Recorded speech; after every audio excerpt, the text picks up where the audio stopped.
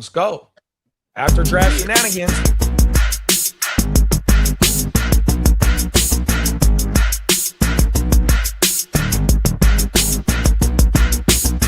I can make things move.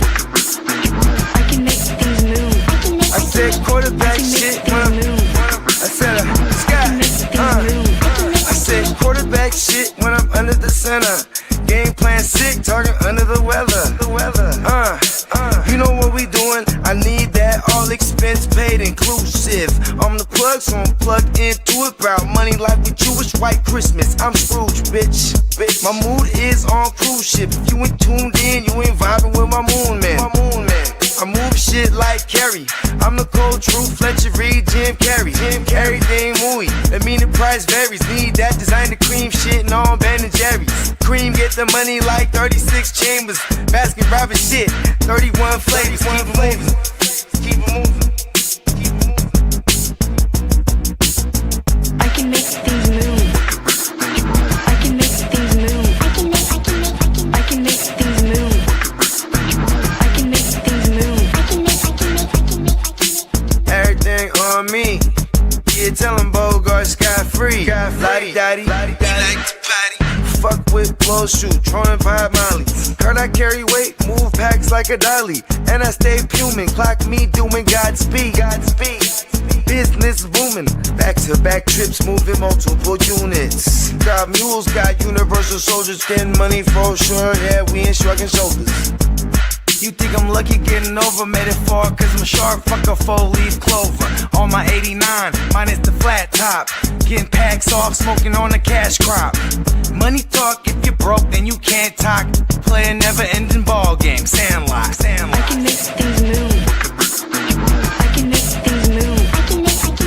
I can make things move. Getting money when I land there. Smoking all loud so I can't hear. And if your boys bring the noise, all y'all places getting scraped pap smear. Codeine got me leaning, pizza. Put your boy on point, pyramid of Giza. I'ma rock like this till I'm an old geezer. No pizza parlor, but we deliver pizzas. Ask Uncle Sam, I'm taxing. Look, my no hands telepathic. I can make things move, I'm carefully calculated when I make these moves. I run shit, don't let me get loose. I'm all about my decks, trying not to get goosed. Keep it moving.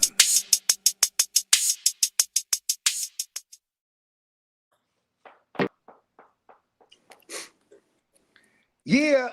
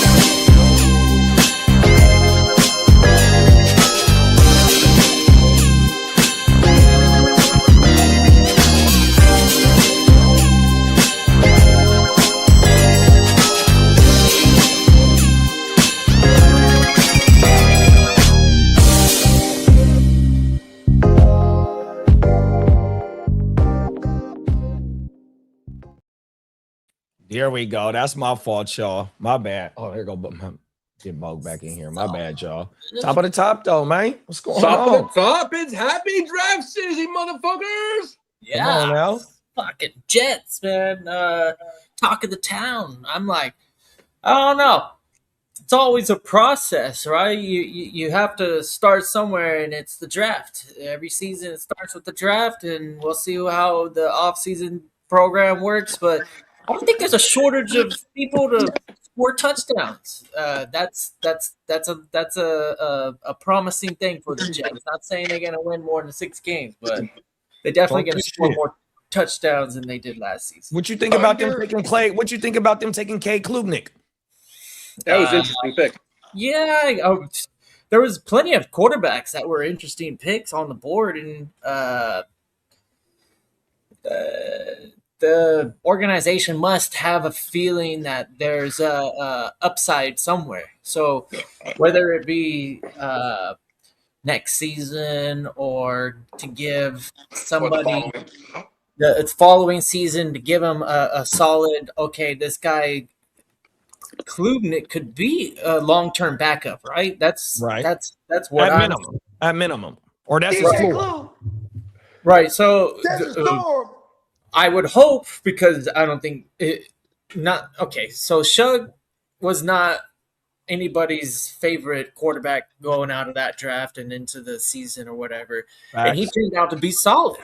So I can't discredit the when opportunity comes knocking, how the player performs is one thing, and we can't anticipate too much. He's a rookie. We got to give him some opportunity. I'm where Lee is. It was interesting, you know what I mean? Just added another depth piece to the quarterback room, 100%. And like you said, you know, maybe he does turn out to be a full-time backup, you know what I mean, with potential. Yeah. The 2027, we still have 3 firsts. And if we're the ones that are really, really sorry and we know how to tank properly, then you know, it's And not his out. name is Geno That we Smith. get one of those opportunities at the They were like, who can we get in the building to get us that number 1 overall pick? Someone jumps up in that room. Dan Orlovsky. No, Dan Orlovsky. Look, he just got fired from ESPN. He's not coming out of retirement, but you're on the right track, son. Who else do we got? Geno Smith. We could trade for him. Look what the But Reds that's did. still scenario. Yes, First is pick he does overall. well, and then we can send him packing and get something for him. You know what? How This you is what like it sounds your like. Because I want that 27. If Geno first. was a free agent, he probably doesn't sign with the Jets. But he had no choice. They traded for him. So then he comes in. He's talking about like this. All right, look, this is how it's going to go down. No, Geno, this is how it's going to go down. All right, we're going to rewrite your story. It's come full circle. You started here. You get to finish your book in the NFL as where you started and get that bad taste out of your mouth. How does that sound, Geno?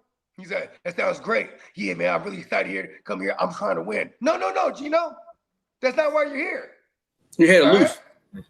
You're here Geno so could. we can get that first overall pick. He could if he wanted to, he could end his career as a backup, and I'm sure he would be plenty fine with taking them paychecks. You know what I mean? You know, it's funny. It's like, you know, Josh what if he Johnson cried? been doing it for all these You years. think he playing cried for right all there? these different teams. Yeah, and that Josh Johnson had been around for about 15 years and played on 15 teams. You mean the legendary journeyman himself? Come on now. Fact. Shout out to Mills. Shout out to Albert. Shout out to Bakes. And shout out to Wyatt Hogman. Good looking, Yeah, Lee. man, We, shout out Lee, we to was going to get chat, there, man. bro. We was going to get there, bro. 100%. The NFL these days, though, when you're looking around the league, and it's been this way for a minute, there's not enough quarterbacks. You ain't There's not lying. enough talent in this world to actually have a good quarterback for all of these teams. That's facts. Why you think they be reaching for them motherfuckers? Yeah. Okay, I got a question. I wanted to, get everybody's thoughts on they, their team's drafts and whatnot. But what's your thoughts about Carson Beck in the third? Does that motherfucker got a chance to beat out the 2 quarterbacks? I don't know. Kobe? I can't think of their names. Out of the brisket, I think he does. Minshew was over there as well. So it's 3 quarterbacks over there as well right now. You got Minshew, you got Minshew, and you got the Ginsu himself and Jacoby brisket, the grilled beef brisket, the meat slab. Pause. The meat So slab regardless, got a they're just gonna be they're gonna be handing it off to Jeremiah Love Yeah, or. but look at this though. Look at this though. Whatever the fuck. They are doing it correctly too, because the meat slab trying to hold out. They're like, go ahead, because you're trying to win and put good film out there. Here's the Ginsu. He's just ready to do the job. He's like, all right, I can get us a high pick. You know what I mean? And like by the time they get to mathematically elimination zone safely, we're gonna see Carson Beck out there. Like we're gonna see him this year. For Look sure. at what Emil said, Bogey. He said Beck at one point was projected to go number 1 overall. Yeah, he That was must have been his looking Georgia okay, days but, before he like, fucked his elbow up.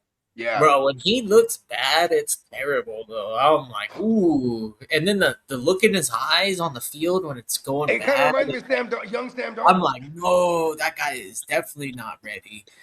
He could be a backup, very much like Klubnik, and they were drafted too far from each other, right? Here's why we're gonna see Carson Beck eventually this year is because this new regime, this new regime and the new regime with the newer regime with the Jets, all these teams are playing for next year. So like we will see Carson Beck at one point, so they can make sure they like because what if they have a diamond in the rough for all of a sudden? You know what I mean? Like look at in hindsight at last year, we're like, man, the Saints should have just threw Shook out there from the jump. They might have rattled off 2 more wins, and that would have been the division, right? They spent 4 weeks trying to fuck with Rattler before they made the switch. You know what I mean?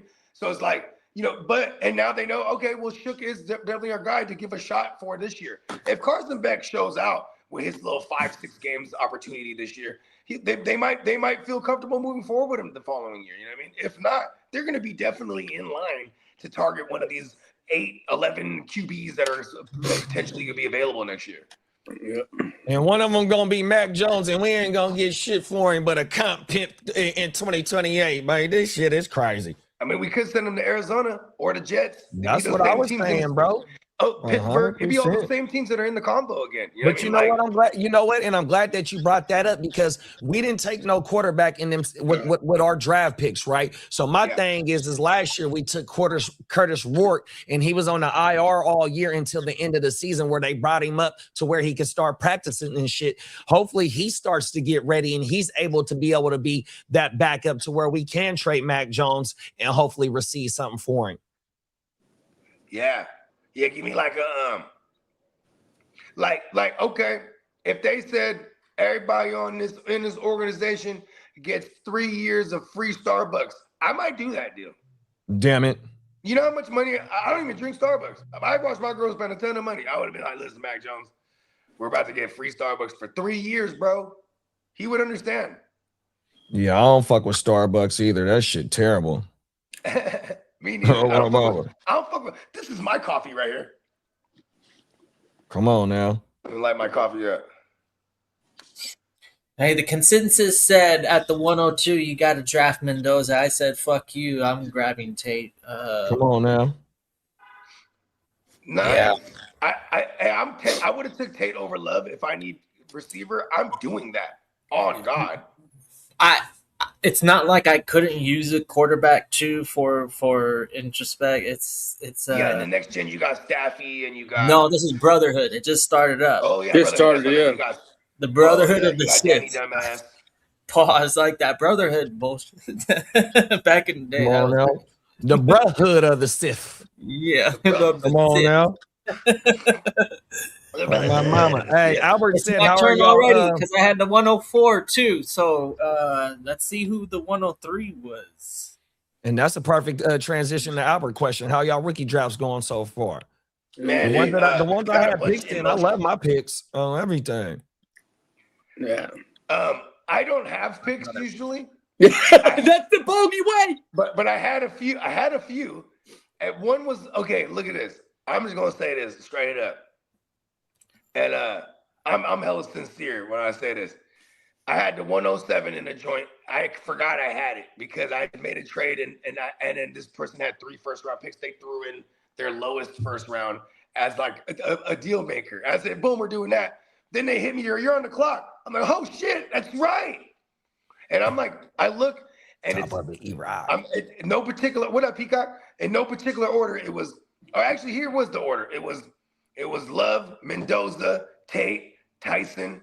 No, Love, Mendoza, Tyson, Tate, then fucking Price, then Lemon. And here I am at 7. And I'm like, fuck, I should have tried to peddle this pick before these top 6 because now I'm looking at Sadiq and Casey Concepcion and I'm like, I like their situations, but I'm like, it's just the Titans premium made me like, consider Sadiq more. I took Concepcion because I'm like, you know what? New regime, offensive-minded head coach.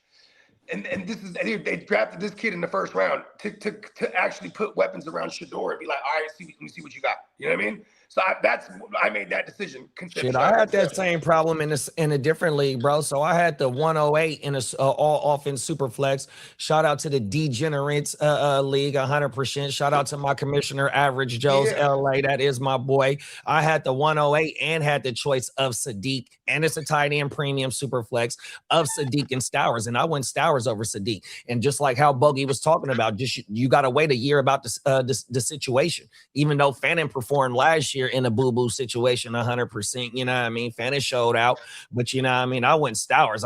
Stowers is my guy in this motherfucking draft 100%. Yeah, I got shout out to my dog E-Rock too, man. E-Rock is in the international league with us with that international and a meal. Oh, my mama, Bogey sniped me this round for Teta Rosa. Good pick, Bog, 100%. Shout out to my dog Ears. I seen you had to go get my the quarterback that I'm targeting. You motherfucker, you. Shout out to Herbo. I started my draft with Puka. Did you? Yes, sir.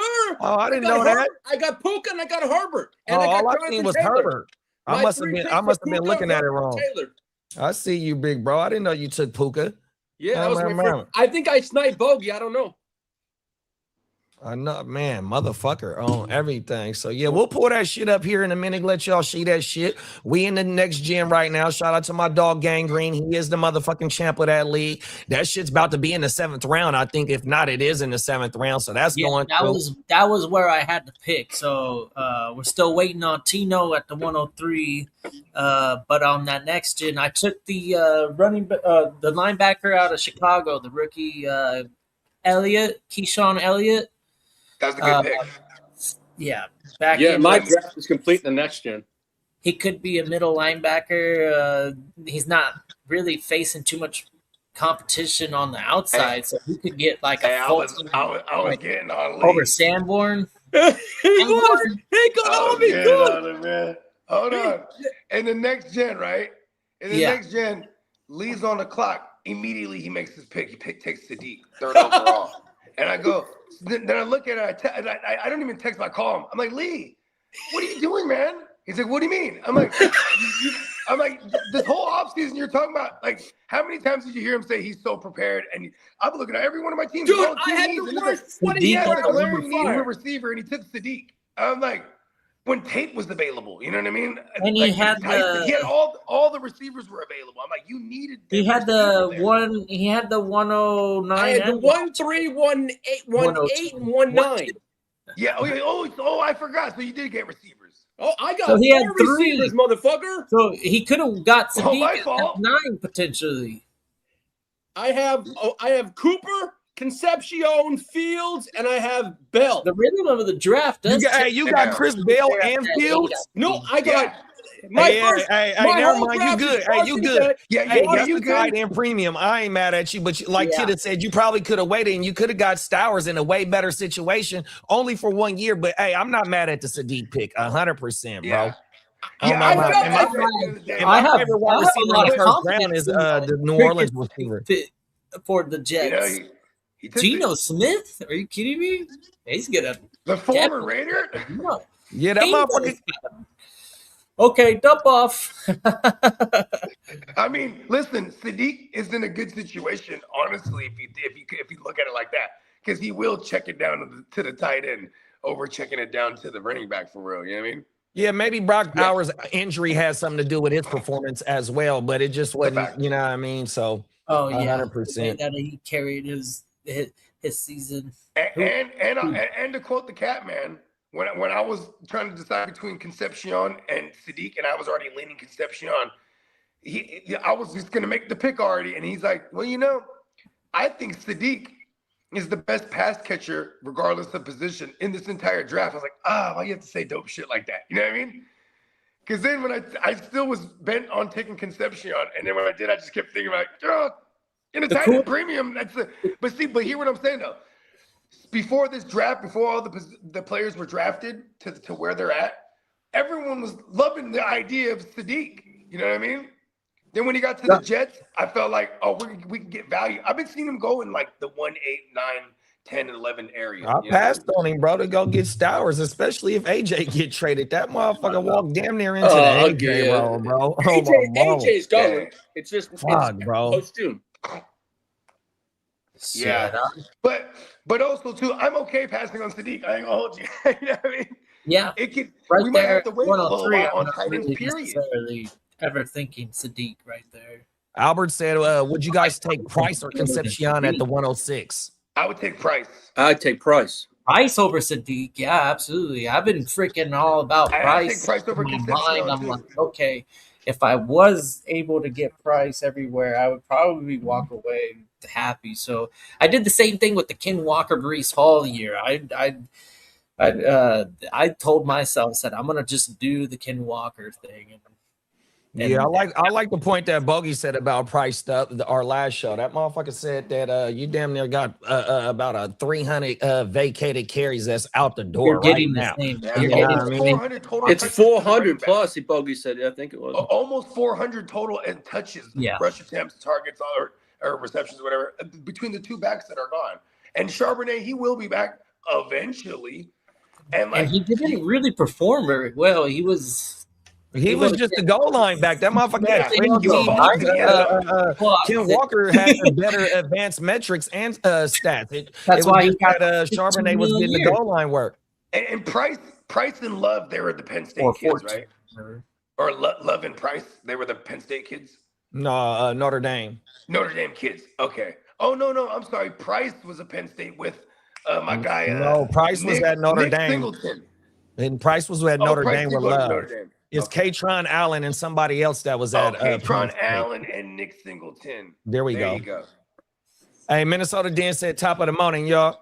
Top of the morning, me. Johnny Min said top of the morning, man. What's up, John Mitz? Johnny Min said he just got Stowers in the F12 league. Talk that shit. And we got Phil in the Philip, building. what's up, my friend?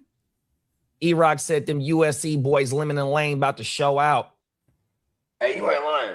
Hey, shout out to E-Rock, man. Shout out to E-Rock. He in that league with us, man, in the international. I seen that. Oh, my mama. Shout out. And he in the Hard to Start I Dynasty didn't with see us. I was on the clock till like when I finally looked at Sleeper. Hey, man, Sleeper is absolutely shitting on me. Yeah, all day E-Rock in the Hard to yesterday. Start league with us, and he a champ over there, too. So shout out to E-Rock, man.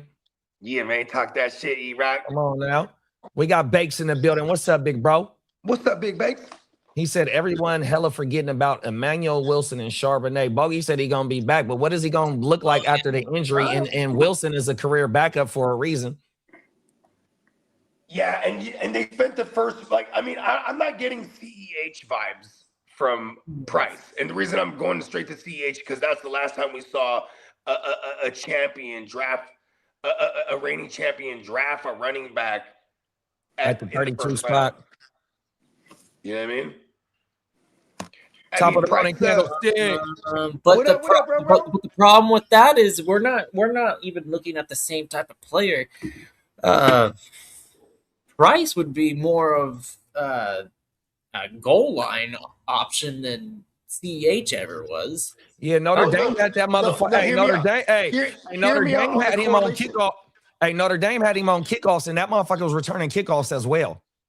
But here's why He got explosive. He got I'm only explosiveness, dog. comparing him to the not so fresh Prince of Hell Air is because that was the last time we seen a reigning champion spend their first Well, round pick.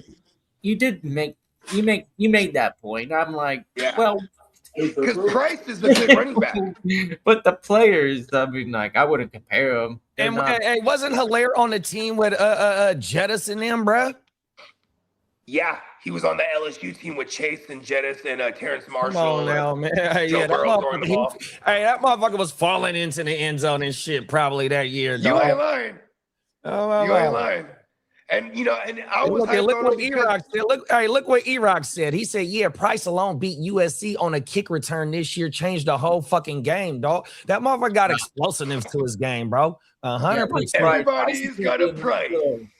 Everybody got some Price. Well, My name. Price is the perfect. Come on now.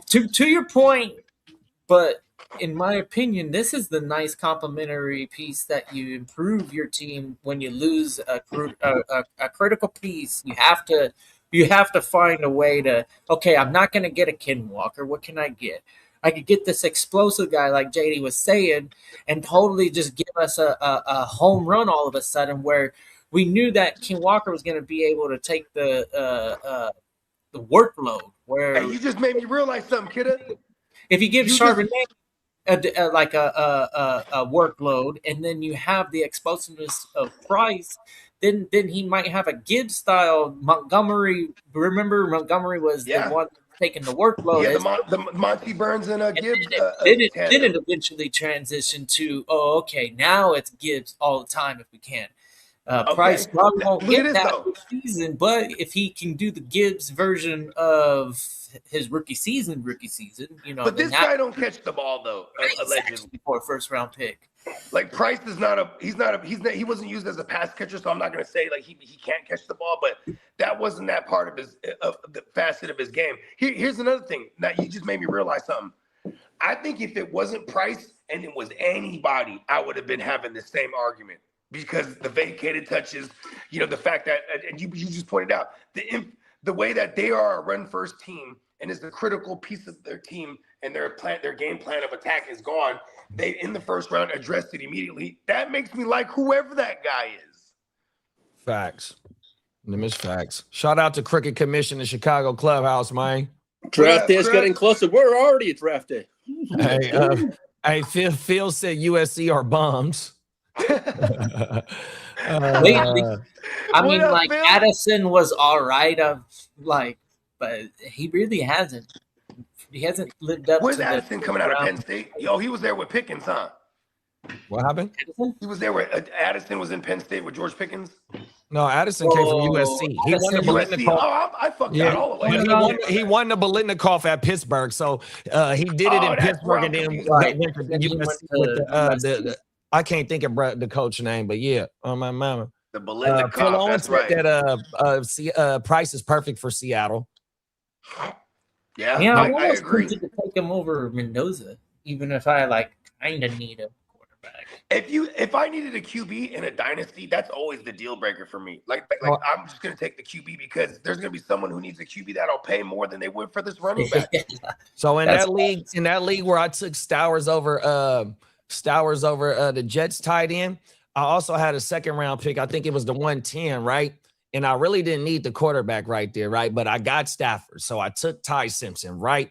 Immediately when the draft ended, my league mate that took Mendoza, he tried to send Mendoza for Ty Simpson and some other shit, but I completely shut it down. That just shows you how some motherfuckers is feeling about Mendoza going into this year or just for dynasty purposes. Yeah, I mean, he's basically holding on to Mendoza like Bowers is going to carry you. Well, I have news on Mendoza. That's crazy. See, that's the thing, though. Otherwise, though, are we expecting Jalen Naylor to be a 100 target and 70 catches? You know what I mean? They really didn't do nothing on the offense. If you're watching this right now, yes, I think Jalen Naylor is going to get 100 catches. Jay Breeze, you're a Raider fan. Accept my trade offer. Come on now. Yeah, right. I just picked him up off of waivers. Now I'm going to sell him for a first. Hey, I tried to put in a waiver for him. I put $125 on that motherfucker. Somebody put 161 on him. He nailed it. Yeah, I was going to try and flip him 100%. Fast. Because they didn't do nothing at that position in the draft. It was like a fifth round pick that they love my Naylor share. What about the wait and see situation anyways? The price went up on Jalen Naylor. He's the third-year guy. Talk that shit, bro. Think about this. He's a third-year guy who came from a Kevin O'Connell system. So there's going to be familiarity with this scheme with Kubiak. And if you're it's going to be fixated on Brock Bowers. So Naylor's going to have some big games here. E-Rock said George Holani should beat out Wilson for real. Don't sleep. Fucking Wilson, bro. Emmanuel Wilson, you know what's crazy? All his metrics are poor, but whenever he got an opportunity, he was the only guy, so he would volume his way to a nice fantasy outing. You know what I mean? Is it E-Rock UG said or- USC don't get enough credit for being a wide receiver university. I mean, because think about this, because you're Talking always going to be in the shit. shadow of Ohio State or the Ohio and motherfucking what's Alabama. Alabama LSU. and Louisiana, LSU. They pumping them out the past 10 12 years. On my mama. So the Chicago wide receiver that they took in the third round, that motherfucker had 40 something receptions and 20 carries with like 3 rushing TDs. That motherfucker, Ben Johnson got something in store for his motherfucking ass. 100%. Who's Xavion something. Oh my mama, he's a wide Xavion receiver, Wood- but that motherfucker play wide Xavion- receiver and running wide back. receiver. I know what you're talking about. Yeah. But he I thought played you were wide talking about receiver running and back. I was like, oh no. I was like, Swift and Money Gang are safe, man. Yeah, that motherfucker played wide receiver and running back, though. They took him in the third round. He got an idea for him. Swift Money Gang. I think Loveland overall over in Chicago for pass catchers, he's the only one I'm confident. And is the international a tight end premium? Yeah. Okay, cool. Hey, Crooked said Thomas. Xavion Thomas is his name. Davion Thomas. Damian Thomas. Yeah, make sure you go read them bylaws and the rules for the or the scoring for that new league, dog. Yeah, I looked at the format. I forgot to look at like the scoring settings, but I looked at the format. I was like, oh, we don't need a tight end, so I immediately assumed it was tight end premium. You know what I mean? Because Yeah, there was no whenever you get a chance, just go look at that shit, read that shit out, because it's a bylaw, it's bylaws, and check the scoring, because it's different scoring in there. 100%. Bruh said, Crooked said, he said, yeah, that LSU wide receiver fast as fuck. Then he said Crooked said a 4.240. Hey, bro, they're about to give him an end around to the house. Come on now. Jet sweep to the crib. Yeah. Hey, I got a good shout out to my dog Steve. 100%. It's my coworker, but I was in this motherfucking league. That motherfucker like family. Shout out to my dog Steve. So last night I was outside kicking back. We was about to get ready to leave this motherfucker after the contractors left, and Steve nephew pulled up. Him and his cousin Drew, and so both of them was in my league or in Steve's league the year that I was in that motherfucker. And it was it's a live draft. So they've been had the league still been continuing and shit, but last year I couldn't go because our shit was the same week, right? Yeah. So last night, long story short, I ain't seen him since the draft of that year, right? So that motherfucker said that he wanted to ship the year following because he was tuned into our motherfucking podcast, and he said by name, ear to the motherfucking streets. Oh my mama, this shit last night. So look, Lee, and shout out to the whole GWN. That motherfucker said we helped him win a ship, and he gave that motherfucker ear to the streets. He just said his name like that, ear to the streets, dog. Yeah. I damn near asked him if I could record him, but you know what I mean? This is hood, you know what I mean? You know what community I'm in. So I really couldn't do no, but that motherfucker said ear to the streets. So his name is Gabe the GOAT. I just text Steve right now. So shout out to Gabe the GOAT, bro. Oh my mama, and Drew with the brew. Oh my mama, I seen them fools last night. They stay right around the corner from me, man. Oh my mama, so I gotta get him a shout out them, just based on they said that he wanted to ship off the league, and he said ear to the streets name just like that, dog. It's called the grit. Called the grit. Don't quit. It's called the grit. Don't quit. You come them in, is facts, kid. Pause on Sunday morning. You ask all the fantasy related questions you need, and you can put quit in capital letters because we don't quit. That's right. The grit don't quit. You subscribe, view our page, and then go back and look at some of our replays. I mean, facts. Oh my mama. E-Rock said, "How you Niner fans feeling about the wide receiver we took?" I like bruh. I mean, you know, what's up, Candlestick? Steve Smith said he got a little bit of developing to do because the routes, you know, the routes that he's running right now ain't hella crisp and shit like that. But yet his route tree, if you look at his highlights, he is taking shit with the yak 100%. So he fits in the system that way. Also, they said that even Shanahan said this out his mouth that he is the best blocking wide receiver in the class, and that's not the first thing that he looked for. Boom. So you got that. You got Juwan Man Jennings who's gone. gone. He's taking his role. Then you insert Mike Evans, where bruh get to learn up under his tutelage for 1 year, at least 1 year, 100%. So I love the Stribling move, 100%. Yeah, and Stribling, Strippy, he could run block. That's a like a quality that you need to have to be a Niner receiver. Yeah, he does have that. He's willing to get greasy, and you know, here's the thing. Like, this is exactly how I feel about it. And it's like, because like Shanahan, you know, you can scratch your head all you want. Sometimes it don't work out, but there's some times where but most of the time we're scratching our head when it comes to right. But then we like Jennings, you know, it took a while, but then there's like, oh my God, Jennings is legit. And then it's like, I took him in the 7th round, told y'all, right? Like, this is Shanahan, you know? Because that made up for all the Dante Pettises of the world and the Jalen turds and, you know, all the bad, questionable Shanahan, the Joe Williamses, even look all the Trey Sermons, all the bad running backs that we took. Like, you know, like Caleb Black, he might not never see the field. Who knows? It's just, I always expect Shanahan to have like at least 2 of those type of picks every draft. And I just hope that, you know, look at Ricky, we took him in the 1st. People tell you the jury's still out on him, right? You know, we took this guy in the 2nd. At least we still have some youth in our receiver room where next year we're not like, all right, who do we have to pay or get rid of, or who do we have to bring in? You know what I mean?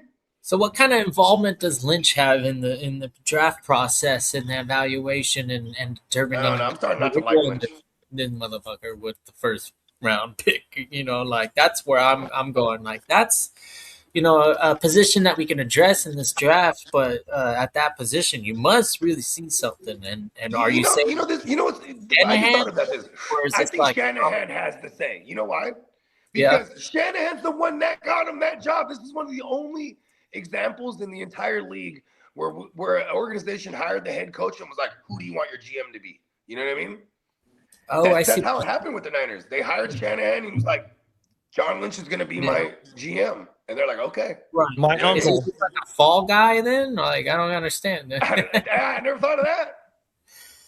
It's like, you know, it's not a Bill Belichick move. It's like all right, well, if it all goes south with the players. Well, I'm gonna tell you what my opinion is that even though Shanahan is the head coach and he is the offensive side of the ball, he wants to run as like a specific like type style of defense. So if you go back to all the DCs that he done had, they run a specific defense, which it damn near mirrors each other. D'Amico, Salah, you know what I mean? They done came from up under the same shit. And here comes Raheem Morris. He's gonna kind of run the same Y9 front, even though he gonna put his own mix on it.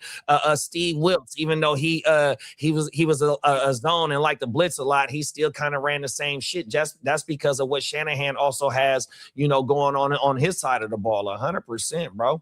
Yeah. Or even when he was an OC, in Atlanta, look at who that motherfucking head coach was. He come from that same shit. That the defensive side of the ball, he runs that same type of shit. Yep. Cover 3, the makeshift cover 3 most of the time, or with the too high shell, the shell defense or whatever they call it. You know what I mean? Come on now. Like they all ran the same shit. And when you go against the Shanahan or any of those style offenses, zone that like you know what I mean, like people play them zone all the time, and like they got zone killers when it comes to their playbook, but like, you know what I mean, like that's why that thumbprint is all over the league right now. Come on now. How many teams got a look at just coordinators alone? You got the Texans got one, you got Chargers, the Dolphins now, the Chargers. These are just Moogie's, coordinators, right? Moogie's been nice, general manager. Fucking. Who? I'm sorry. I thought we were talking about general managers, but we're still on head coach. Yeah, I'm talking about the OCs that just came from that tree, right? Because then, not to mention all the head coaches that are from that tree, from O'Connell to Zach Taylor to the 2 new ones in Vegas and in Arizona. The 2 new ones. Yeah, yep, exactly. The LaFleurs are both coaching now, right?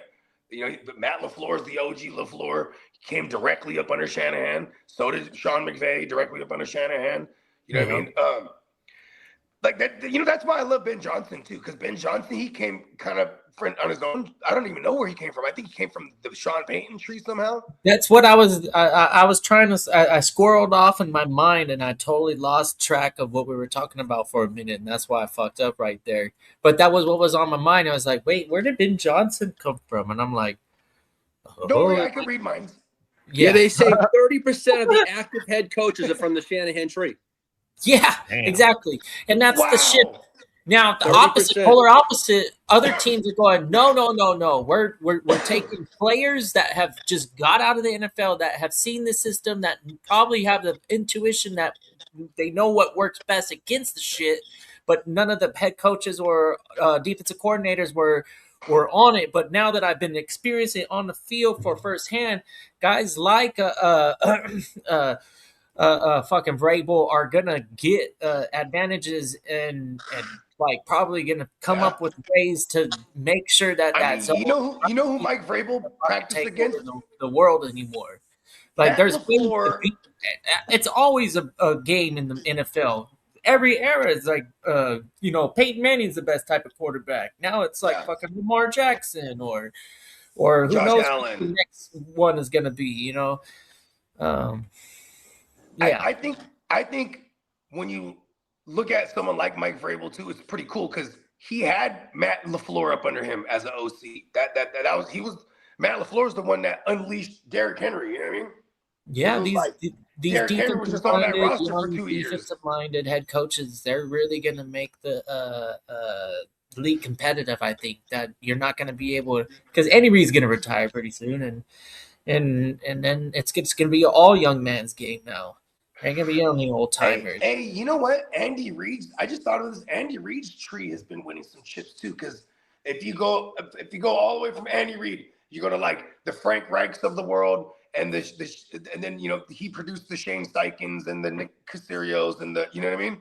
Like just look at their tree, put in the chat. Because I guess you got to put Matt Nagy in that conversation. He's from that tree.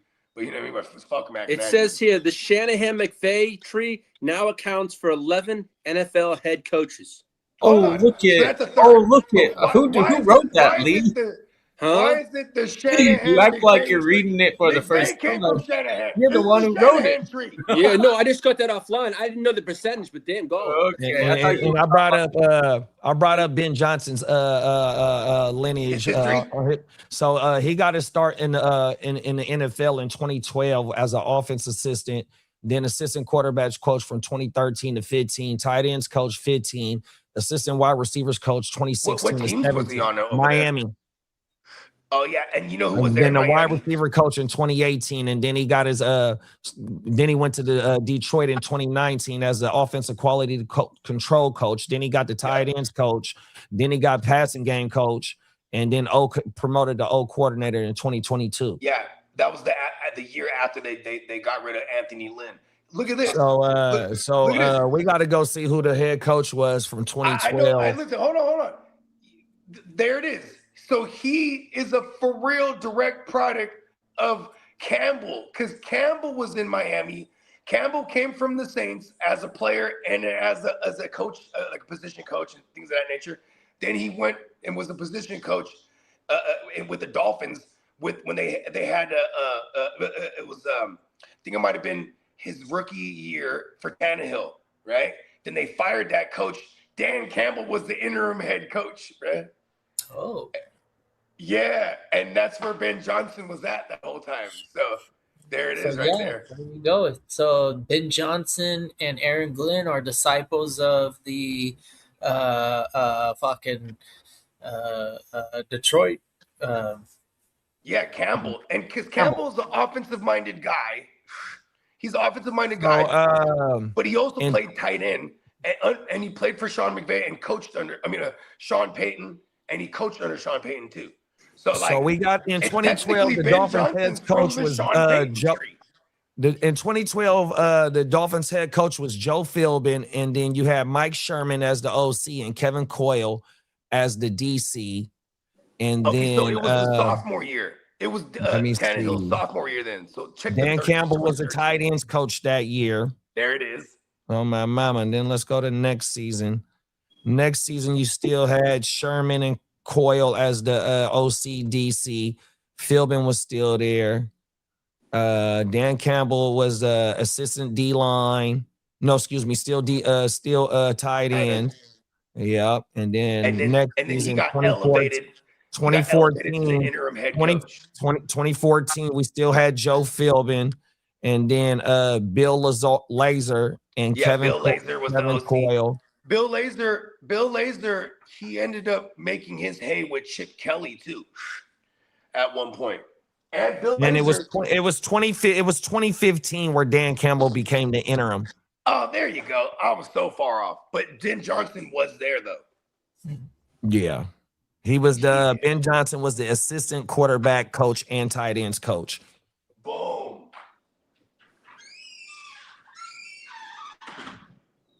There we go. So we just found out Brez lineage. Shout out to Ben Johnson, man. 100%. He keeps our fantasy players relevant. Oh, my mama, bless you, man. 100%. Yeah, you don't have to make Swift disappear on us now. I think he's still. I want to get some sort of production out of him. I wouldn't be surprised to see that change of a baton or whatever. Like I think he might Money Gang he could easily win that 1A this offseason. Yeah, Money Gang, they both was eating. Their yards per carry last year was nasty, dog. 100% over 4 yards per carry for both of them. And Ben Johnson's had a history of being able to support 2 running backs. And what do you know? Swift was one of them back in Detroit at one point. Come on now. Top of the morning, Derek. What up, Derek? Top of the morning, a.k.a. he's on fire. He's on fire. He said Diego Pavia was invited to the Ravens minicamp, which made him a sad cause because he wanted to attend the regular size. Well, he probably going to the CFL because hey, you ain't know. Hey, Lee, it was a joke, bro, about his size, bro. Pause. That guy's a punk. That's how you feel, huh? He's a punk ass motherfucker. Damn it, man. What did he do to you? Not a damn thing. Nothing, but he's just a punk ass. His big mouth and his social media. Yeah, you put a lot of bad energy on there. No, it's his social media shit. He gets a punk ass motherfucker. Hey, E-Rock said, as a Raiders fan, I'm hyped about having Kubiak to run this West Coast or West Side Coast system from the Shanahan trees. Hey, E-Rock, Mike Washington too, bro. Even though y'all Genty is a top 6 pick, expect Mike Washington to get touches just based on what we seen last year in Seattle, bro. 100%. And Mike Washington. And Mike Washington had the fastest 40 time for the running backs at the combine this year, dog. 100%. And he not no little guy. Pause. Oh my mama! Hey, E-Rock. So my dog Bakes, he's a Raider fan as well too. So shout out to the motherfucking Raiders, man. Here's the thing.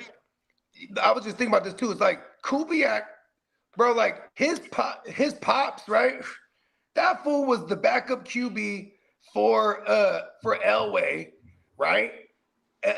And then Mike Shanahan was the head coach, and even as a player, he had recognized that young Gary Kubiak, he knew some shit. So he'd have him in the offensive coordinator meetings as the backup QB. And then he had him as the OC at one point, bro.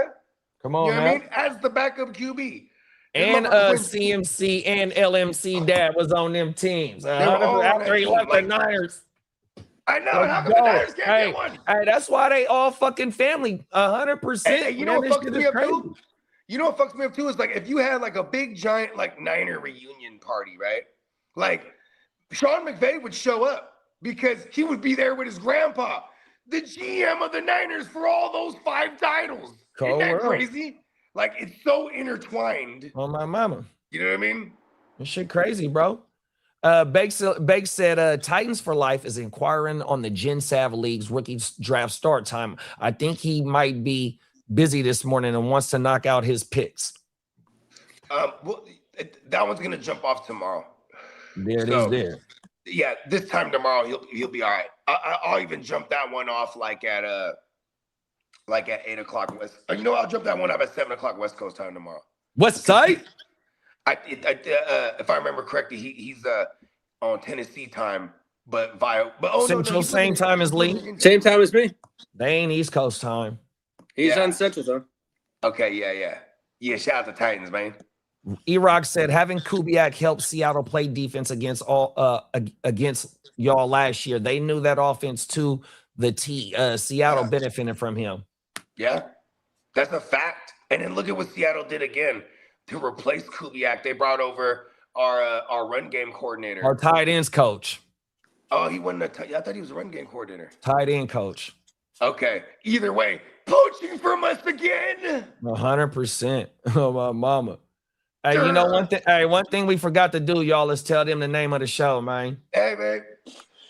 Bless you know, sometimes I definitely forget to mention that you tune into another live edition, Tuesday live edition of a Wake Your Game. And the good thing, my record still stands. Come on now. My record still stands. It was only one show that I missed the shtick, and that was last Friday or whatever it was. I was like, damn, I realized, oh shit, I forgot to do the whole shtick. I almost did it again. Thank you, JD. Come on now. 100%. My most favorite part of the show.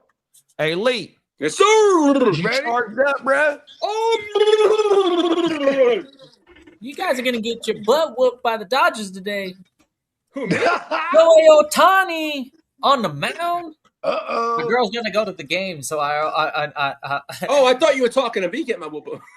yeah, the Red Sox are getting the Red their Sox, butts bro. kicked tonight by the Dodgers. Oh, fuck the Dodgers. They're a bunch of pony ass motherfuckers. Hey, why y'all fire Cora, bro? Why? He was on a short leash last year. But you know what? I think he's the scapegoat.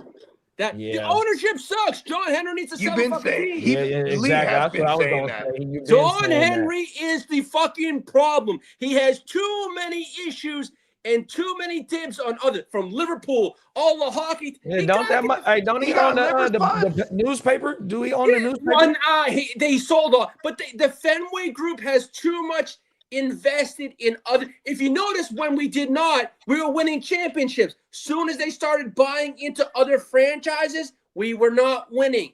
The guys are stupid. Yes, you won, but I don't know, man. It's just you listen here, billionaires. You stop making more billions right now. I don't know. We got our first 3-game win streak of the year, so I don't know. But you know. But I don't know. But shout out to Papa Guru, who's got us in second place in our baseball league. So shout out to Primetime Papa G, man. Man, shout out to Primetime Papa Guru, man. Hey, Lee, you ready to take it to the streets? I'm always ready, Bogart Scarfree. Let's fucking go. We here. Here to the motherfucking streets, y'all. The motherfucker.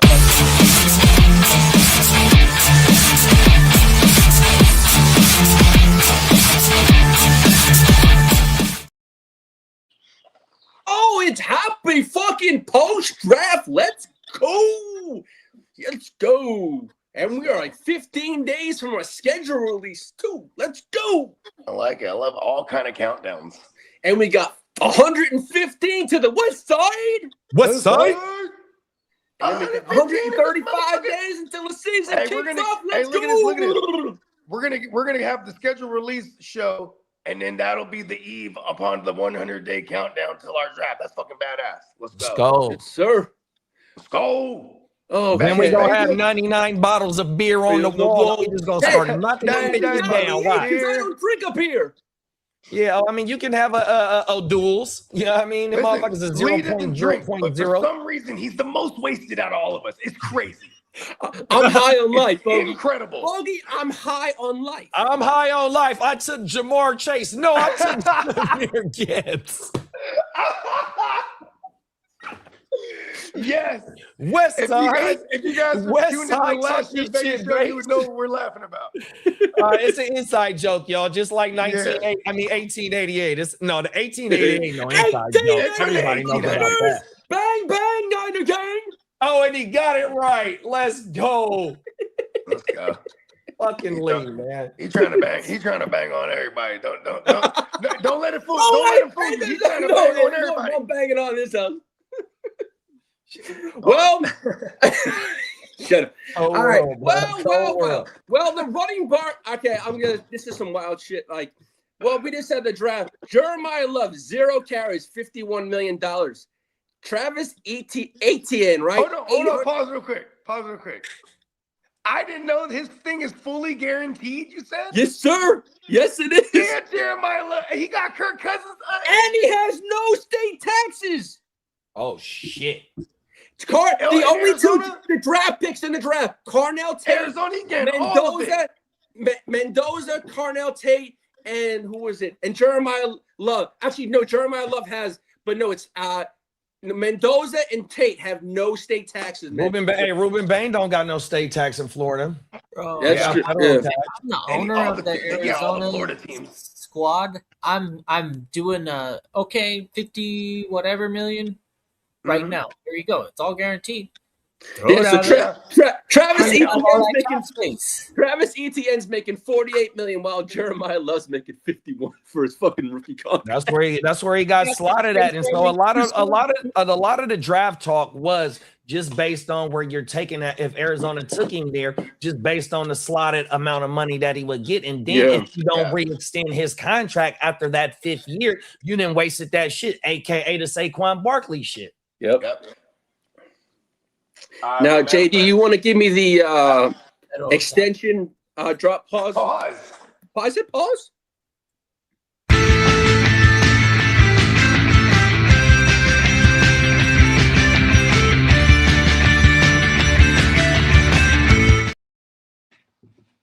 Reed got a 3-year. You got to start it over. You got to start it over. Your mic was on mute, Lee. Okay. Well, Jaden Reed got a 3-year, $50.25 million, $20 million guaranteed extension. Pause. How y'all feel about that wide receiver? How y'all feel about the wide receiver room in 2026 in Green Bay? I think I just end up with Christian Watson because I still feel like he'll go the latest. Is that crazy? Yes, it's the him being the best wide receiver in the room is for surely. But he's gonna go the latest. Go forward with him 100%. It's just that Watson definitely got a track record. There's gonna be someone who takes Matthew Golden and someone who takes what's his name? Yes, Crookie, you're right. Oh, my mom. I correct myself. They're probably all gonna be clustered up in like the 8th, 9th round or something. They're gonna be all clustered up in that range and shit. Yeah, I'm definitely with you on the Watson move though in that room. Yeah, Commish, I corrected myself. My bad. What happened, Lee? He said we pay state tax in Arizona, but I didn't have the picture in front of me. I was trying to remember what I did see. Pause. It's funny because it did sound like news to me. I was like, oh, where they don't got no tax over there? He got all of it. Yeah. That's probably why he said, give me 53, bro. He's like, oh, I'm finna get. Well, speaking of Christian Watson, extension talks are heating up for him. Pause. Come on now. It's that going into that payday year, Yes, man. sir. Trying to get the Buccini for sure. Yeah. Now, as for the Minnesota Vikings, they exercised Jordan Addison's 5th-year option. Now, I know we reported before the draft that George Pickens signed his tag. He has not signed his tag. Yeah, for sure. How y'all feel about that? How y'all feel about the Addison? I've never been an Addison guy ever. And like I remember his rookie year, he caught like 8 touchdowns on some like they were all big bombs and shit. And like I was like, oh, that was cool. Everyone started paying up for him, not me. I just never been an Addison guy, and for rightfully so. Look, even the organization he's with, like he still has to earn it. This is probably the year to have him though, because like it can't, Kyler. If you can get Kyler to deal, look, you know what I'm saying. There might be some little bit of magic here. You know what I'm saying, like. Because it's all intangibles. Because you got Kyler Murray, tiny little motherfucker, right? He's playing for his childhood team right now. His favorite team growing up is the Vikings. I love intangibles like that. You might have some magic here. And then Addison, it's a contract year now. Because they're like, hey, we're picking up your 5th year. So no, it's not a contract year because he's going into year 4. So they have him for 2 more years. So he has to ball out. Like both these years, or he's just that WR3-esque flex start. And by WR3, I mean like he's like a top 36 guy, but on that side, you know what I mean? Yeah, he definitely has top 36 play for sure every week. Oh my mama. Yeah, for sure. Shout out to the The bang bang not a guy in the house. The 49ers traded D. Winters to the Cowboys for a 5th-round pick just before the draft kicked off. That's how you do it. We drafted him in the 5th round, and we took a linebacker in the 5th round, and I like that linebacker. He was a former safety. Dropped him in the middle of the box. That motherfucker is highly aggressive. I love the corner that we took as well. That motherfucker is highly aggressive, bro. They trying to get nasty on that defensive side of the ball, bro. Hey, who's our DC? Crooked said Kraft is the guy to get in Green Bay. I like him more than any of their wide receivers. Yeah, no, I feel that. I want to say he's coming off the ACL as well, 100%. Yeah. But also, it might be correlation when he went down and Christian Watson got healthy. You know what I mean? When he started taking off, but Watson was taking off though, bro. He by far is the best wide receiver in that room. Mm-hmm. Now, as for OBJ, he's expected to sign with the Giants in the next few days. What, to retire as a Giant? Who the fuck knows? No, we just that motherfucker. We seen him in the flag football game looking like the OBJ that was in New York, bro. They trying to recapture the magic. Yeah. Now, as for the audit, Bitcoin's down right now from last year, so he's like, I gotta get back in the league. Come on now. Now, As for the Cowboys, they signed wide receiver Marquez Valdez-Scantling for 1 year. They also signed wide receiver Tyler Johnson and linebacker Curtis Robinson. Oh, Robinson played for us last year. Mm-hmm. E-Rock said, hold on, Lee. Mm-hmm. E-Rock said the Raiders need to pick up the phone, go get George Pickens, reunite him with his Georgia teammate, the Bugatti. Oh. And then E-Rock said Joanna Man Jennings is visiting the Vikings today. Whoa. Yeah, he might be visiting with the Jennings, but I think he's going down to South. Let's go. He can block his ass off, bro. Like they're gonna. Here's the thing, too. They got hella weapons. That run game should be, like, magical, bro. They got hella weapons to take the top off. Like, who is the running back, though, actually? Now, as for Dean Lowry, he re-signs with the Steelers. Oh, I got some news this morning on Aaron Rodgers. Steelers placed I've never heard this in my life, the rare UFA tender on Aaron Rodgers, meaning that he can accept a 10% raise off last year's salary, which would pay him about $15 million this season. As another condition of the tender, Rodgers would only be able to sign with the Steelers once training camp begins. So it's basically the Steelers or nothing. No, this is dope because, like, behind the scenes, Rodgers is a Sagittarius. That means, and I'm saying this for all you Sagittarius like myself and JD, this is what makes sense. We just kind of do what we do in our own way. You know what I mean? So it's like, look, y'all, I don't want to tell nobody I'm going nowhere or commit to the Steelers because just in case someone comes knocking and wants to give me the money. You know what I mean? He's like, but look, I'll be there. It's my word. I ain't finna lie to y'all. You know what I mean? And then, so they're like, is it okay if we hit you with the very, very rare, very, very rare undrafted free agent tender? Yeah, do whatever you got to do. The chicken I tender. already told y'all. Oh, you're going to give me $2 more The million? chicken nugget meal. Facts. He said on the McAfee show last year when he was already behind the scenes, they had a handshake agreement with Tomlin and the Rooneys that he was going to play for them, but he wasn't going to announce it because he wanted to go get married and do all that shit, right? But and he's a private dude. He wasn't going to tell nobody he's going to go get married, but he went on McAfee and insinuated that he would play for $10 million anywhere. He's like, it's not about the money. I'll play for $10 million. And he was trying to shut down all the Vikings rumors. Like I'm not going to Vikings. He's like, I want to go where someone wants me. And man, I'm talking about the money. I'll play for $10 million. Look at that. He plays for what is it, $10 million guaranteed last year? Where it was like $12 million incentive or something. So now they're willing to give him 15. Like it's really not about the money for him. And honestly, it is kind of storybook. I mean, that's what we've been calling Aaron Rodgers. He's AKA the story, and the story continues and it comes full circle because he's reunited with Mike McCarthy, the Pittsburgh native Mike McCarthy, by the way. So I'm pretty sure he's pretty juiced to coach for his childhood team growing up, right? And he's reunited with Aaron Rodgers and like have one more go at it, right? Let's close it out on a strong. Let's write the final chapter. Yeah. JD, would you mind hitting that rumor drop? Yeah, 100%. Yeah, Aaron Rodgers is coming back, bro. Oh my mom. Even though they took Drew Aller, is he a third round pick, just like Beck? Yeah, he Or was did a he third go round pick, later? yeah. Yeah, Third they are preparing for the for the future just by taking Aller. Aller. I ain't too much of a college football that I whatever. I ain't been into college football in a long time. Been trying to get back into it, right? So I'm burnt out. Before what they was saying, like in 2024, though, bro, like going into this season, Drew Aller was supposed to be one of them guys as well, 100%. You know what I mean? So they are trying to address that.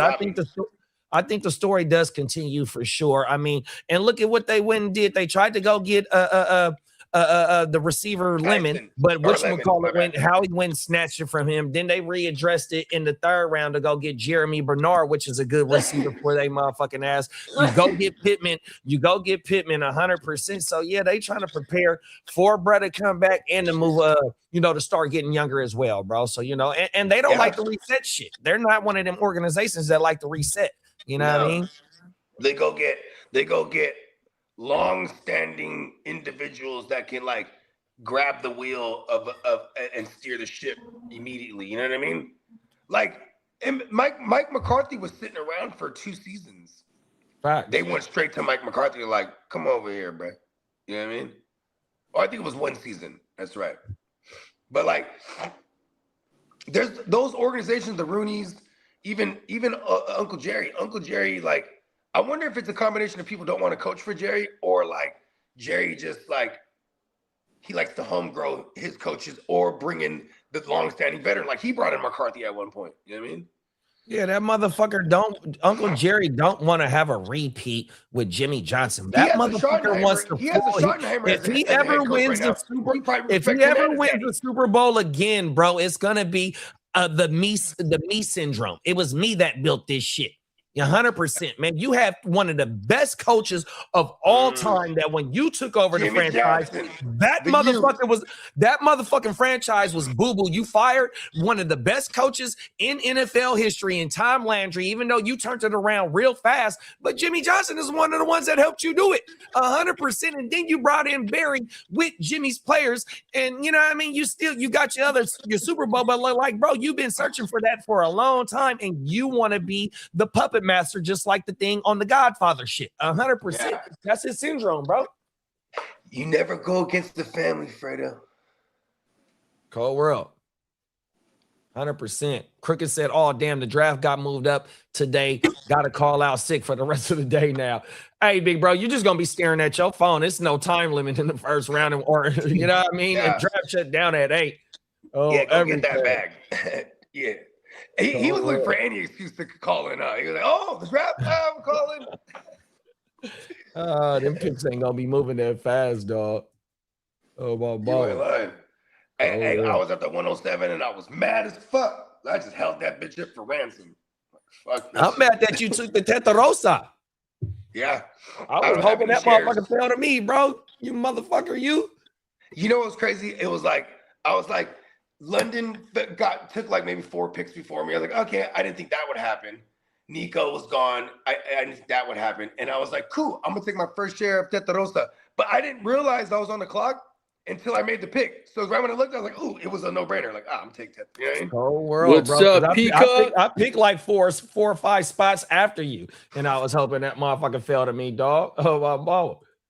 Hey, I finally got to look at who's in the league. I was like, when I was in the draft room yesterday, I was like, oh shit, we got the homies in here. Yeah, some hitters in that motherfucker, boy. We got it. I think half of the league is hard to start, bro. Oh, my mama, them motherfuckers can't fire his shit up. Oh, everything. Cold world. Shake shit up right up the gate. Come on, Derek. 100%, man. Hey, what drop you saying? I'm gonna need the rumor drop. Got you. Hey, real fast, ears. Let the people know what you was just singing before the drop hit. Please. I just listened to all these rumors. Sing it, big bro. Because I caught it. I don't know if anybody else caught it, but I heard you, bro. Rumors surrounding me every day. I've been on a roll. Hey, that motherfucking ears is a cold motherfucking dog. Oh, everything. Cold That's world. I just caught your and the motherfucking Master ass P here. went shit too. Look I at didn't all think these you- haters. It's around me every day. Well, Hating on the player. with the I draft, love the we're shit. now in the post draft. Tyreek Hill is connected as mostly to the Chargers and the Chiefs. No one else has been mentioned. I got something. Let me Called jump out it. real fast on. Let me jump out real fast on that. I know they took a receiver, I think, in the 6th or 7th round. The Chiefs did, bro. But why they didn't take nobody early? They went 3 picks on defense. Mesador Woods, and then I forgot the other. Matador. Hey, like, look, bro, them motherfuckers is waiting on brother to come back. The 100%. Matador. I mean, not Mesador. Mensor Delane. Excuse me, Mensor Delane. Mentor. Yeah. Good Oh, looking, yeah, they big shoot the bro. corner. Now, as for Stefon Diggs, he is connected to the Chiefs and the Ravens. Oh shit. Hey, you know what? That's what they're finna do. They're finna bring in Stefon Diggs and Tyreek to the Chiefs, bro. Watch Oh, this. world, fuck it. They're finna do Now, it. as for Joanna Jennings, The Ravens can really use Diggs too, though. Because I know they took the boy. Somebody just said his name. oh, in the kid from USC. Bell. Yeah, Bell. on my mama. That was E-Rock said that shit. Yeah. I know they took him 100%, but What's his name? Coy or something like that? I don't know. Jacoby Lane. Yeah, Kobe Lane. Yeah. Well, as for Joanna Jennings, the Dolphins are showing serious interest in signing him. And that'll be a good spot where we could utilize him in fantasy on God because there's nobody there. Exactly. Shout out who to they drafted. They drafted a kid. They Cricket drafted said, two. what'd you say? Go ahead. No. Cricket Okay. said, did the 32-man league get started up again? Yeah, it's finna be, but it hasn't been renewed. It'll probably draft like It's a redraft it'll type probably shit. draft like mid-July. Well, I think because we got done like a couple of weeks right before the season started. Okay. Now, Oh yeah, as for it'll probably start August then. Yeah, Or, I think that's how It'll we be did done that. before Vegas, I'm sure. Now, as for AJ Brown, the Patriots and the Eagles have a framework, but the draft capital is 2028 first round pick, not 27. 2028. It's 2028 because the 2027 class is a good class. The Patriots want to wait to 28. They just got a whole Illuminati 100-year agenda. Hey, Howie ain't going for that shit. He wanted 2027. You see how shrewd he is and how he just stole the first round from the host city. 100%. That motherfucker ain't going for no 2028. Howie Roseman has high level. Howie Roseman's in espionage because it's like and it had to be the team that's in the same state. And the draft is in that state. He had boots on the ground, espionage everywhere. They're like, listen, they about to go get Lemon. They're on the phone with him right now. Make the trade. Boom. Got him. Facts. And go get Grenard. And Grenard while you're at it. Now, as for Jerry Jeudy, that motherfucker Howie is the GOAT, bro. And then Oh they my paid mama. Grenard. What the Broncos were already offering him. Just he wanted more from the Broncos. They're like, all right. He's like, I'll play for the Eagles. Hold on, Lee. Hey, Lee, look, bro, you got to let the news breathe, bro. If we holding a conversation about, you know what I mean? You don't got to rush us through the news, bro, on everything. And then Peacock said, Bogey, sending you another bill to go towards my room and board for the fucking mansion, man. For the mansion. There you go. Yeah. Let's go. 100%. And Bake said Derek's 2027 first is on the block in the Gen Wealth semi-ER trades. Deuces on that one, big bro. I'm cool. So that's the 110. In 2027, the season ain't even started yet. Oh, 27. Oh, that's what he meant. Okay. Hey, Crook, I don't have Dirty Diane in my row there. He can win it. It'd be a 112. Right. Facts. If he win that bitch 100%. But hey, the season ain't started, so everybody think they got a chance to win that motherfucker. Typically. Yeah. Which brings me to my next point, right? When making trades, you have to find these pockets in time. Like, for example, me yesterday, I'm at the 107. I absolutely hate what I'm seeing. So I know everyone hates it too. And here I am trying to trade it now, right? Like at the time. To no avail. So I just fucking... Before the draft was starting, I was getting offers like, I had Javonte on the table at one point. It was Javonte, but it was like I had to give up. I think it was Pollard in that first and an IDP. It was a good. It might have been Edrin Cooper, which I wasn't gonna do, and I didn't do it. But still, though, like I'm like, damn, I could have. I would have loved Javonte right now. You know what I mean? But I took Concepcion. He could be a guy. Wait. You so in that league? That's a what league was that you the Cuthodius. The Cuthodius. So what was Brad asking for Javonte? So this was like weeks before the draft, right? Right. I was trying to go after Javonte. Dude wanted the 107, and it was the 107. Oh, it was Bucky. That's who it was. Bucky and Edrin Cooper. And I wasn't finna do that. You know what I mean? I tried to counter sending him Pollard, and then he was like, nah. Oh, I'm glad you said that. So listen to this. Minnesota Den, if you're fucking watching right now, and clip this. I got Javonte and Edrin Cooper right now for the 102, bro. In the Gen Wealth. 100%, bro. Oh my mama. I want Javonte in there. I'm trying to get to the 102, man. Oh my mama. I got the 101. I'm trying to get the 102 so I can go ahead and get that boy that's in New Orleans. Oh my mama. So Minnesota Den, man. Hey, look, bro. I got Javonte, Edrin Cooper, and maybe something else, bro. I got a lot of early picks in that league. You know what I think is dope having, and this year it is dope having hella second rounds.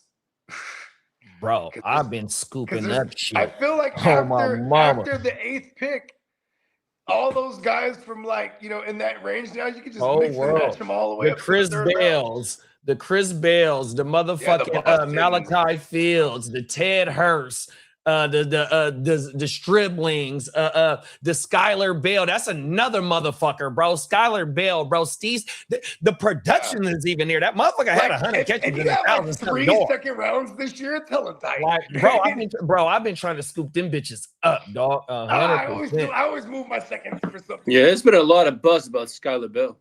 Cold world. Hey, Lee, read this Peacock. Yeah, I saw that. Nah, you can. All right, Lee, good rule of thumb. That's all you gotta do is just let this shit breathe a little bit, bro. Oh my mama, 100%. He's keeping his attention focused to his news, and I get that. It's just because we have a storm rolling in. That's why I'm just like trying to. That storm is Lee. He's just rolling in. I've fucking seen enough storms the past 2 days. And as for the ear to the streets. Hey, look, you got to keep one ear to the storm and one ear to the show. I got my right over here and the left over here. Oh, my mama. Peacock said, yeah, freaking Bogey sniped me there. I wanted KC. 2 picks later, I ended up with going Arvell Reese, hoping that dual designation, but I bet he plays a lot of Will LB. Mm-hmm. Put him in the DL spot, and he's playing like middle linebacker most of the time. That's fucking awesome. Now, because that's what I think he's going to do.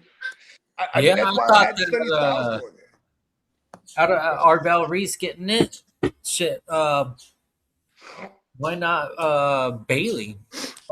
Because he's listed as a linebacker only. I know it's a system. Well, it's until the. You know what it is, bro?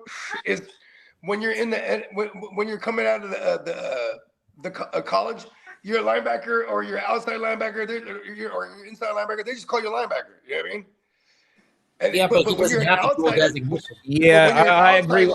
I think Arvell Reese, I don't think he'll get the duel, but I think Bailey will, just based on that motherfucker they're gonna play in the 4 down lineman 100%, and he probably can be able to float around. But he's more just strictly straight, just go get the motherfucker 100%. I think that Arvell Reese, since they playing in 3-4, that motherfucker, they said he gonna play strictly outside linebacker. Yeah, which for sleepers' sake, god damn it, we're talking about like a every down pass rusher. It should be a fucking defensive lineman because of the way that the 100%. Dynamic of the defensive lineman. Yeah. I mean, like Jonathan Grenard in Minnesota, he had the LBDL designation. Because in that case, Sonny Styles, he's the IDP to own right now. 100%, bro.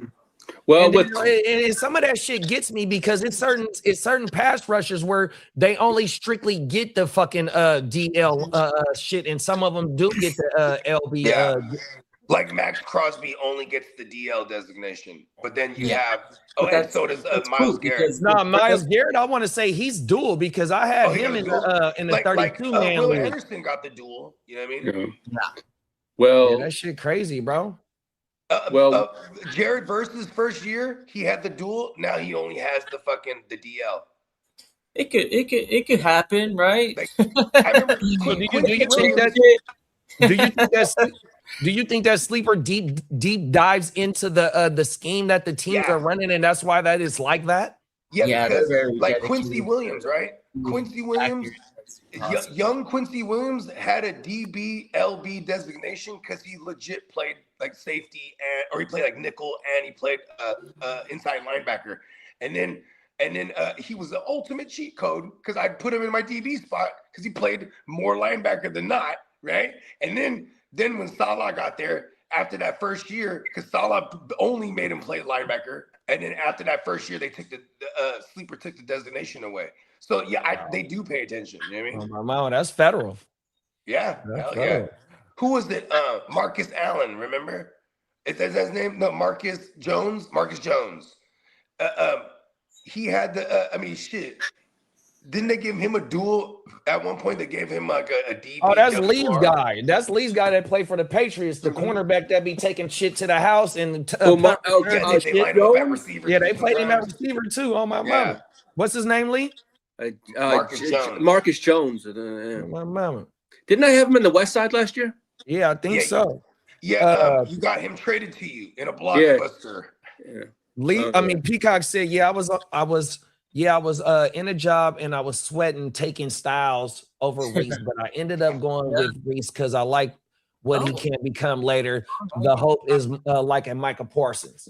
You know, Micah Parsons, that one year when he racked up the 60 or 70 solos or whatever it was, that was I guess that's the tier that you're looking for, that type of production. That's system dependent. And then if he is a dominant pass rusher, don't be surprised if he does get that just like full, all right, go ahead and just try and get the quarterback.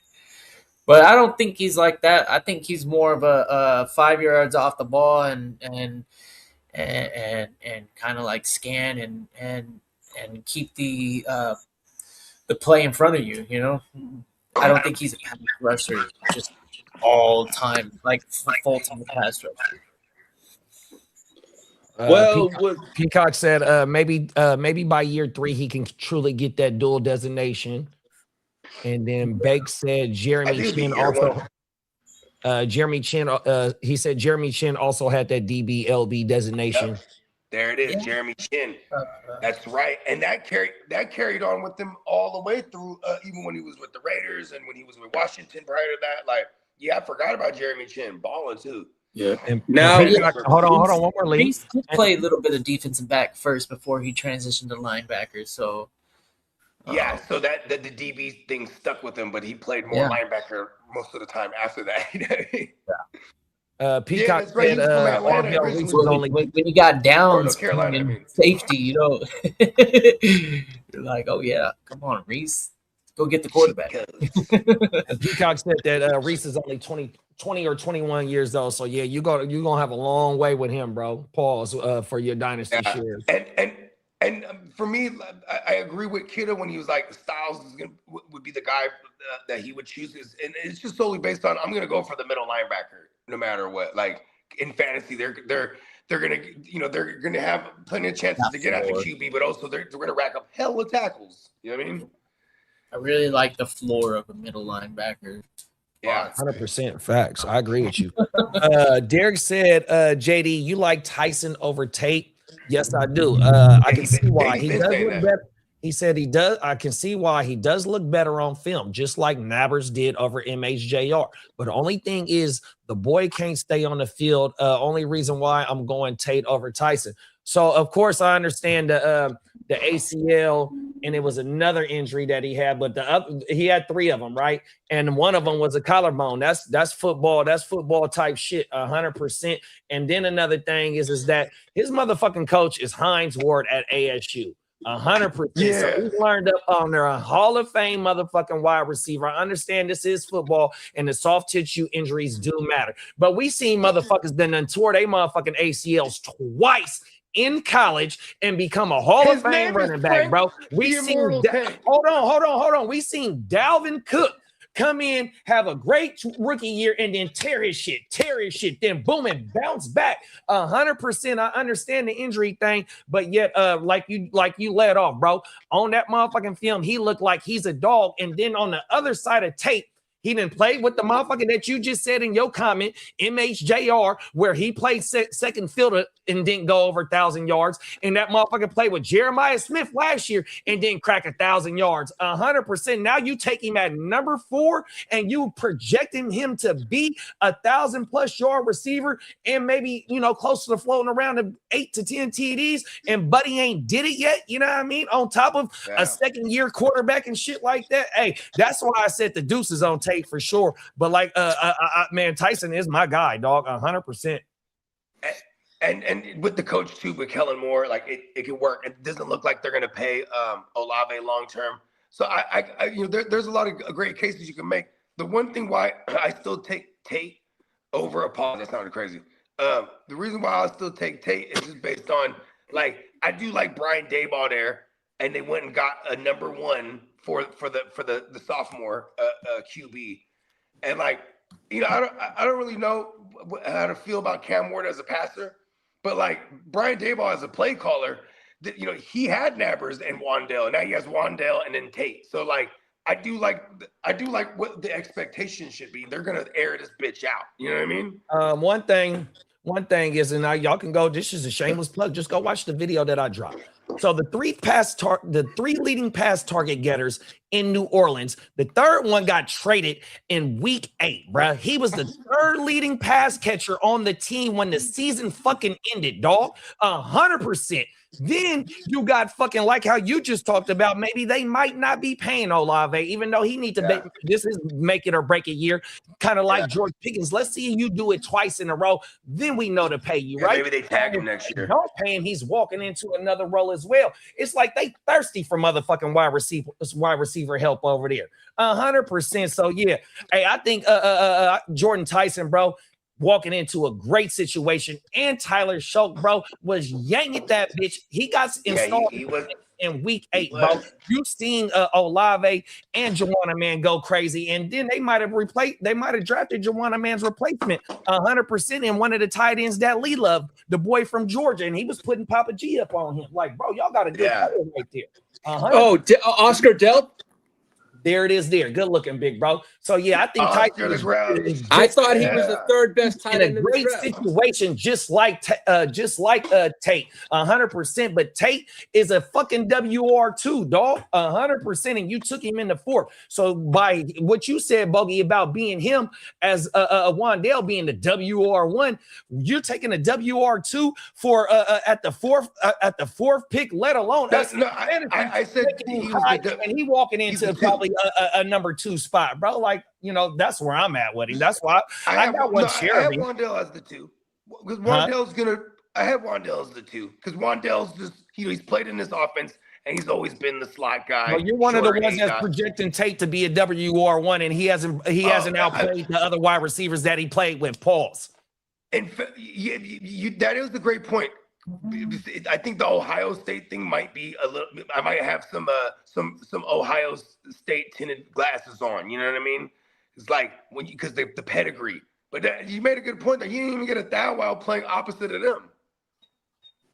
That's kind of sucks. 50 catches, 875 yards, 6 touchdowns, something, right? He was close. Okay, or 9 touchdowns. Was it 9 touchdowns? I still think Tate's going to be the number. His hands are huge. Being a number 1. I mean, that's one thing. You got is Cam he Ward throwing the ball. Benefiting off playing with Jeremiah Smith and MHJR? That was a top 5 pick.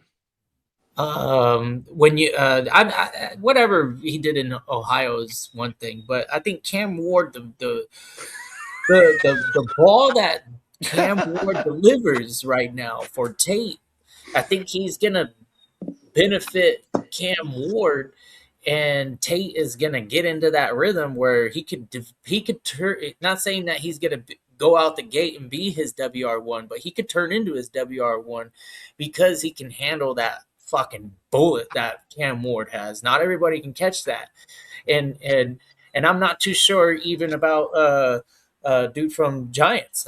Like that's gonna be a wait and see because Cam Ward, once he gets in the game mode, I think that guy's touch is gonna go out the window. It's gonna go right back to fucking 100-mile-an-hour ball. And if Tate's there and he has the ability to get in front of the defender and have those mitts, that's an easy fucking first down every time. Hey, JD, how did you feel about Cam Ward at the U? Like as a passer? I mean, he was just a one-hit wonder for us. It wasn't like he was raised in the program. That that's motherfucker right. bounced He around came from to the college to program. college and was a 0-star recruit that turned into a number 1 pick. 100%. And he didn't win. He didn't win it all, so fuck him, huh? Yeah, he's got a bullet. But also in the Tennessee room, we got to remember they took 2 wide receivers last year that didn't boom. You kept Calvin Ridley around for a reason. 100%. It's like it's a crowded room over there as well, dog. I like this Brian Daboll move though, because those guys don't concern me now. Because like you bring in Wandale, who knows the scheme, and then the draft capital alone, 4th overall for Tate. Like these guys are going to be I feel it's going to be a concentrated target market share to those guys. Yeah, the tight end room is kind of like it's relevant, but it's not very good. Gunnar Helm and whoever else they got, it's not. Chiggy's no longer there, right? Yeah, he's in Washington. Chiggy's in Washington. Yeah. Oh, that's a good ass spot. Yeah, so it really is to me those 2 wide receivers, and they work in the middle of the field and mid-range type of possession receivers because they're gonna run the ball good. I mean, it's Brian Daboll, so like they're gonna at least we should expect a high volume of offensive plays when we're talking about like total plays ran. You know what I mean? Yeah. So like. 50, That's what I'm saying. They're gonna hopefully they can get more than 50 plays a game, right? Yeah, like they're going fast. Like look at the Giants, as shitty as they were the last couple of years, bro. Like we're getting 140 targets to Wandale, and then how many of the nabbers was it that year? Like it was insane. Yeah. That's Brian Daboll. You know what I mean? He did the same thing when he was with what's his name, bro? When he was with the Bills, and then even you go back to when he was on the Patriots staff. I forget what his role was, but like you know what I mean. Like that was when Brady was distributing. They're gonna run the ball 18 times in a row, and that's keeping them off balance. That 19th carry is gonna be like, whoa. I can't believe it. We were expecting pass. They did 19 carries. And they're gonna have to get Buddy not to take sacks too. He was the highest most sacked quarterback last year as well, dog. 100%. Yeah, Pollard was one of those like, wow, I missed out on some of the greasy like 25 carry games that he had. I was like, oh, hey, wow. Bogey, you asked what Brian Daboll's job was with the Patriots. He was the defensive assistant from 2000 to 2001, and is the wide receivers coach from 02 to 06. Bake said Tyson is more injury riddled than Christian Watson. Peacock said Bakes you drinking Lee's haterade. They going to run the ball. What? I haven't seen shit. Hey, Lee's coming out with his own drink, man. Cold world. If bro. it is, let's go. Bookmark it and get me my own right now. It better be sugar free though. Sugar-free haterade. That's exactly what it is. Sure. Cold world, bro. All righty. Let me. As for with Cleveland drafting 2 wide receivers last night, there's rumors that they could be trading Jerry Jeudy. There's some chatter about him being possibly traded. I've been saying this, dog. Yesterday, who was I talking to, man? Oh, I was talking to Johnny Mittens because we were talking about Boston, right? We're like, Boston is very interesting in these second rounds because it's like Jeudy, they at minimum, he's there for this season, but more than likely, like they're gonna move on from him. They're gonna get what team needs a Jerry Jeudy right now? Like shit, who would use a Jerry Jeudy? Fucking a goddamn Chiefs or a motherfucking some team that's actually trying to compete. You know what I mean? Patriots. The Patriots, bong. And that would be a badass spot. You know what I mean? Like, and No. all of a sudden, our eyebrows raise just a little bit for Jerry Jeudy. You know what I mean? Because you know what doesn't raise well, actually, it is eyebrow raising when you hear Jerry Jeudy's offseason, he's spending it with Deshaun Watson, and they're in Miami throwing. Cold world. But when at KC Concepcion's press conference, that motherfucker said he can't wait to work with Shador. He didn't say nothing about Watson. See, because you know why? Because Jeudy and Watson are in Miami throwing the ball. Cold world. Yeah. Now, as for Kevion Thibodeau, the 49ers are the strong favorites to land him. Let's go. I should say, no, they are among the favorites. I was on Ron and Ralph show. Shout out to Ron and Ralph Monday night on Stay Tuned Live 100%. Shout out to YouTube Sports. We was talking about I wasn't on there. I was in the comments, but I had been hearing some of the rumors that we might be trying to go get Jesse Bates, and Ron didn't like that. Even though that Ron said that he's been hearing about Jesse Bates getting shipped out as well. I'm like, well, bro, he'll fit perfect over here with Raheem on his boy back. Ron was like, hell no, y'all can't have it. Raheem's like, go get me my boy Jesse, and then let's go get Tibbs. You know what I'm saying? Let's go. Now, we go get Jesse Bates, bro. Our secondary is gonna be complete, bro. 100%, bro. Now, as for Joey Bosa, he's linked to San Francisco, but San Francisco said it's unlikely due to his price tag. You know what's funny? He's linked to San Francisco. San Francisco ain't linked to him. Exactly. Now, as for Keon Coleman, there was trade calls, but the Buffalo Bills shut it down. They feel that they could reset him and possibly fire him up. No. They only shut it down because everybody was offering a 7th round pick. Exactly. That's what it was. Yeah. Hey, Brandon Bean, you ain't fucking fooling nobody, bro. 100%. Now, as for Brandon Ayuk, the 49ers and several teams have been trying to reach him, and he's declining to pick up the phone. Yeah, I can't stand that guy. Guccini was right the whole time. A couple years ago, I was the one on the show always trying to vouch for Brandon Ayuk, just with his talent on the field. And then JD was like, get him the fuck off my team. I just don't understand. I do not want to pay Brandon Ayuk. But see, the only thing is though, like, right, we ain't heard Bruh's side of the story on why he's not showing up 100%. He can feel some type of way. Maybe there has something that has transpired behind doors. But, in my opinion, the agent like, look, bro, I'm going to get your motherfucking ass up out of here. You just got to wait. But the only reason why we can't trade him because you're trading for that $27 million per season. Ain't nobody finna trade for that motherfucking dog. 100%. The Niners, they're going to have to cut him before the start of the season, bro.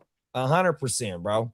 Bro, everything I've been seeing, it's June 1st, then he walks over to Washington. And we not getting nothing for him because ain't nobody trading for that contract. Exactly. Fuck him.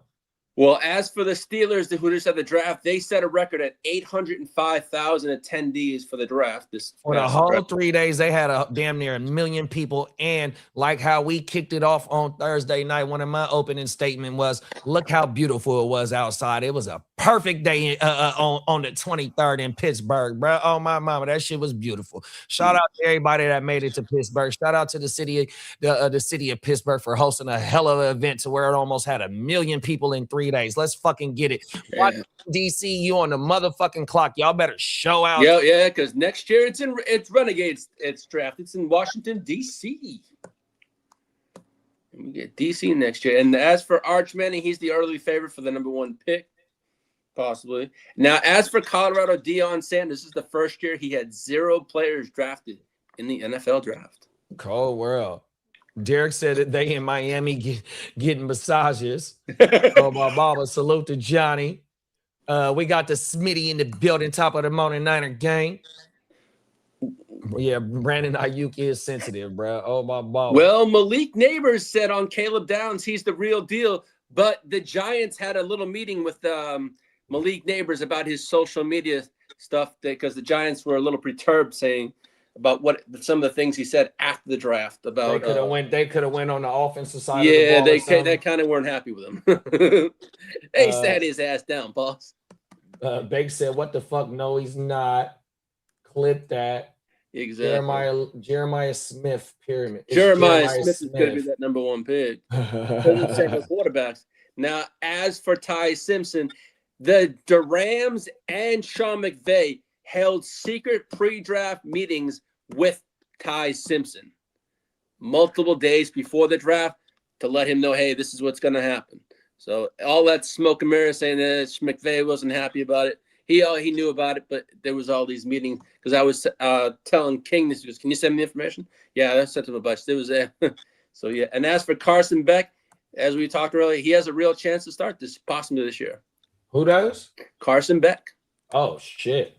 Yes, sir. Do you think he really beat them motherfuckers out though? Well, I don't know. I'm not sold in the brisket, and I'm not sold about Gardner Minshew. Do they really have an arm that possibly he does? He's younger. I don't know. I mean, we shall see. Arizona, as Ty said to me, I was talking to Ty on the phone. He's like, yeah, man, everything here, they think Beck is going to start at some point, maybe halfway through the season. Because Arizona, as Ty said to me, they're going to suck this year. Yeah.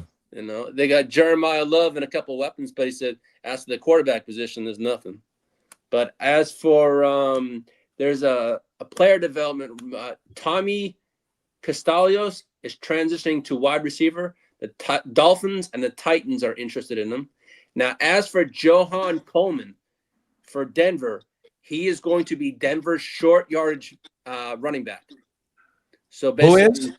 Johan Coleman. Oh, Jonah Coleman from he got drafted to Denver. Yeah, he's going to be the short yardage fit for Broncos. So basically, end zone target. As for Jeremiah Love, his potential to get 50-50 rushing and receiving split this coming season. Who is that?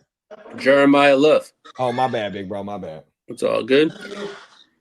Now, as for injuries, Buccaneers are exercising Kalaja Cansey, his fifth-year option, even though he had a riddled injury season last year.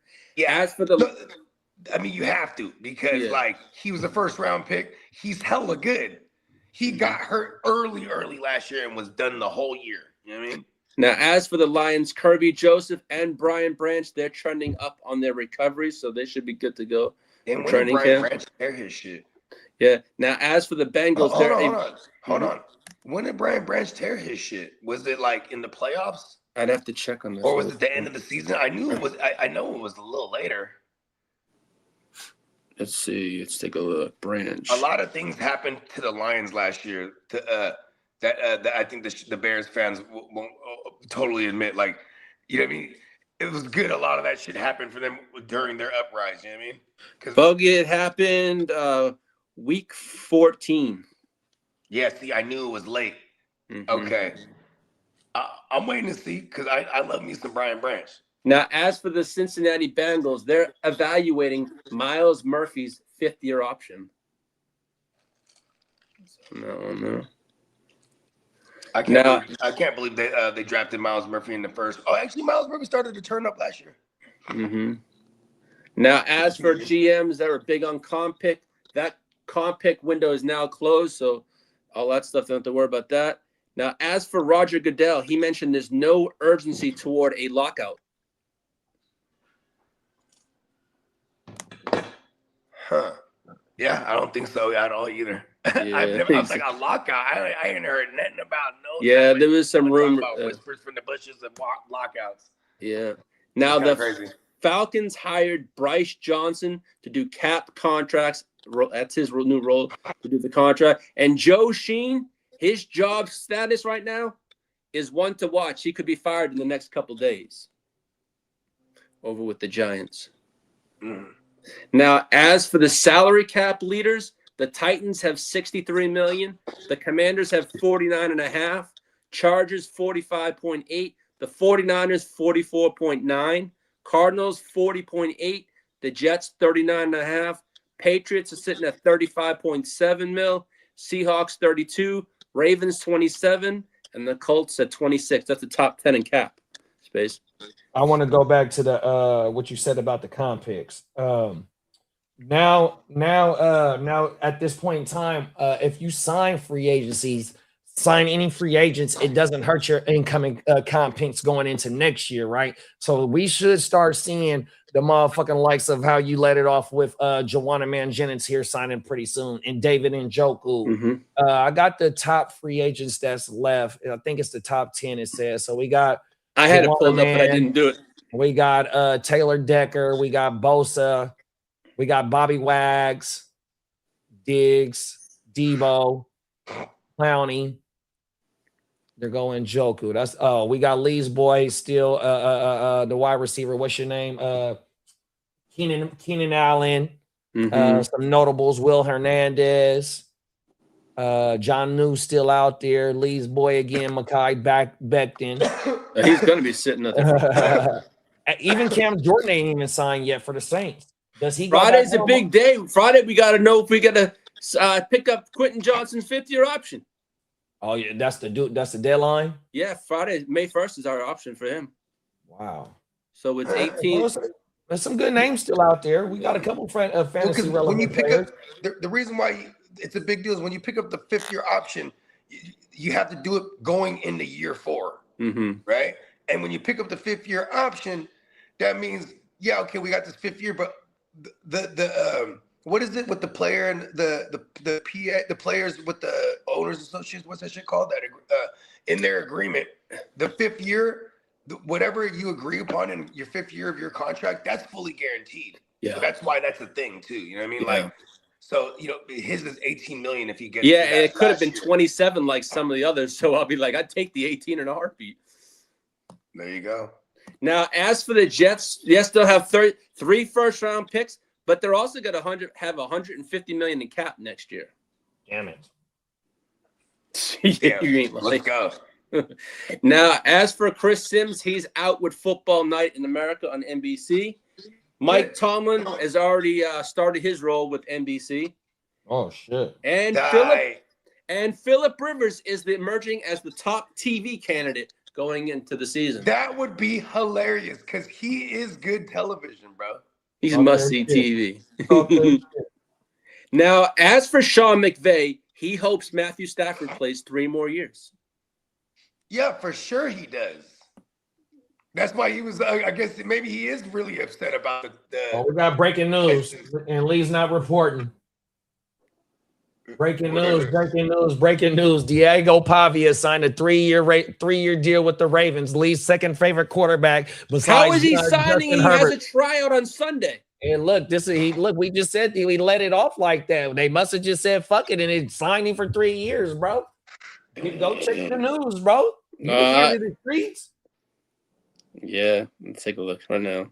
Look at it. Hey, Peacock, he gonna be madder than the motherfucker if you broke that story. That's the second time you done did that shit. Oh, my mama, when you did the Will Anderson news, that motherfucker, we said it about 100 times. He still didn't want to break the news on that shit, dog. He was so upset. Yeah, he did. They signed him for 3 years, but that motherfucker's a punk ass bitch. Pause. Hey, Peacock, you done did it again, bro. You done broke this 2 stories on WYGU, and that motherfucker slipping, dog. Oh my mind. I ain't slipping. I ain't reporting on a punk ass bitch. Peacock's in the streets for real. Cold world, 100%. Lee. Yes, sir. Oh, somebody else coming for the ears to the street title. Go right ahead. Hey, it's all good, man. Now, as for Nick Sirianni, he's evaluating Cole Payton's usage. Pause.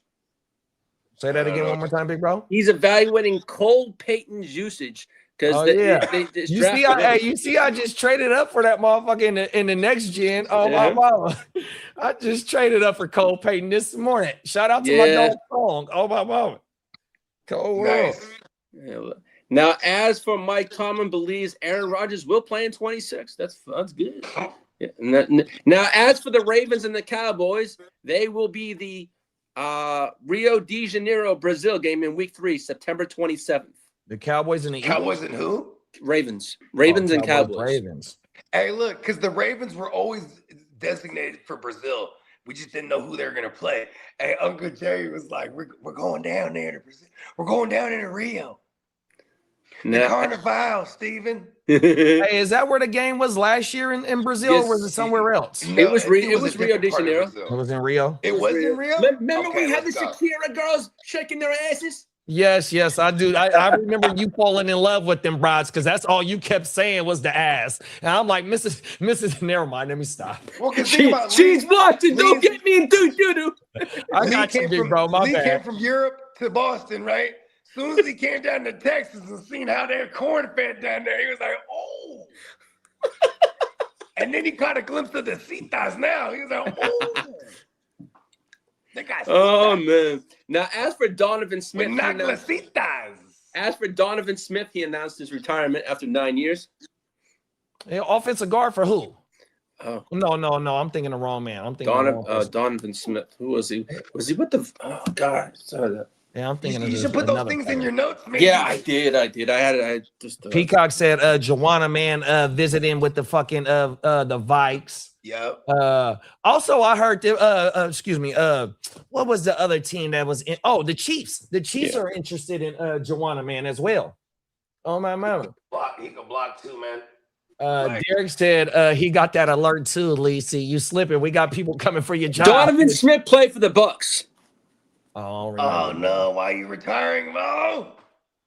Just anyone on that line. You guys protect the rooster. Oh, yeah, there you go, Lee. Hey, Lee, you got somebody in the comments rooting, got your back. Read it. Peacock poking his nose in the wrong people. Yo, you know what? Long as it's one of my good brothers, I'm all set because we're a family, we're a channel. That's how I look at it. Read this one too, bruh. When the debut of the Peacock to the streets. Shout out to the Ginger Ninja. Like fuck Vegas and let's do the West Side. Dennis is like, I was like, fuck Vegas, let's do it the West Side draft. I'm all I don't know if I can get that 12 pass. different shots. I don't think I can get that pass. Oh, mama. Brazil, boy, that I had to do a whole lot of pleading and begging. Please, baby, please, baby, please. Here's the thing, bro. Please. I'm just gonna let y'all know right now. Rio is popping and all that, but don't get it misconstrued, bro. Go watch the movie City of God, or go talk to my cousin Melissa, who did when you're a nice person, you go help people. She did Red Cross shit. You know what I mean? And listen, these motherfuckers is human trafficking down there and kidnapping and doing all kind of wild shit. Cartels is all through this. It's not somewhere you just want to go. You know what I mean? Yeah, well, Cameron Jordan is uncertain with his future with the Saints, so we shall see what happens on that. I want to say that motherfucker go sign with a team that's a contending team, dog. 100%. He didn't spend his whole career there. He gets at least 1 year to go try and get a ring. I just thought of something, bro. If I'm in Brazil and there's problemos, I have to automatically assume everybody knows jujitsu. Like this is like Capoeira. Or at least Capoeira. Capoeira is a fighting style. Hey, Capoeira is a fighting style, but all they do is music in the background. The motherfuckers really be moving with the fighting style and shit. It's just the music in the background. Oh my mama. Yeah, and they just see. So this is what I gotta do then. I gotta have a big ass speaker on me, and I just start playing some off the wall like jungle music or something. Now, no, we just gotta play the what is it? The reggaeton 100 because they got young people out there like us, so they like rap 100 reggaeton, and you know what I mean. That should be slapping, dog. Hey, look. Yesterday, I'm in the car, right?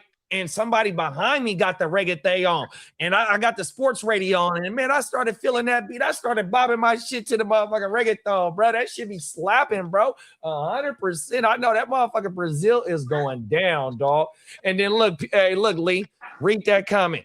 I do remember that, Peach. Yeah. On everything, yeah, boy. Yeah. Hey, y'all go watch that motherfucking stream. That boy Lee was infatuated by the senoritas.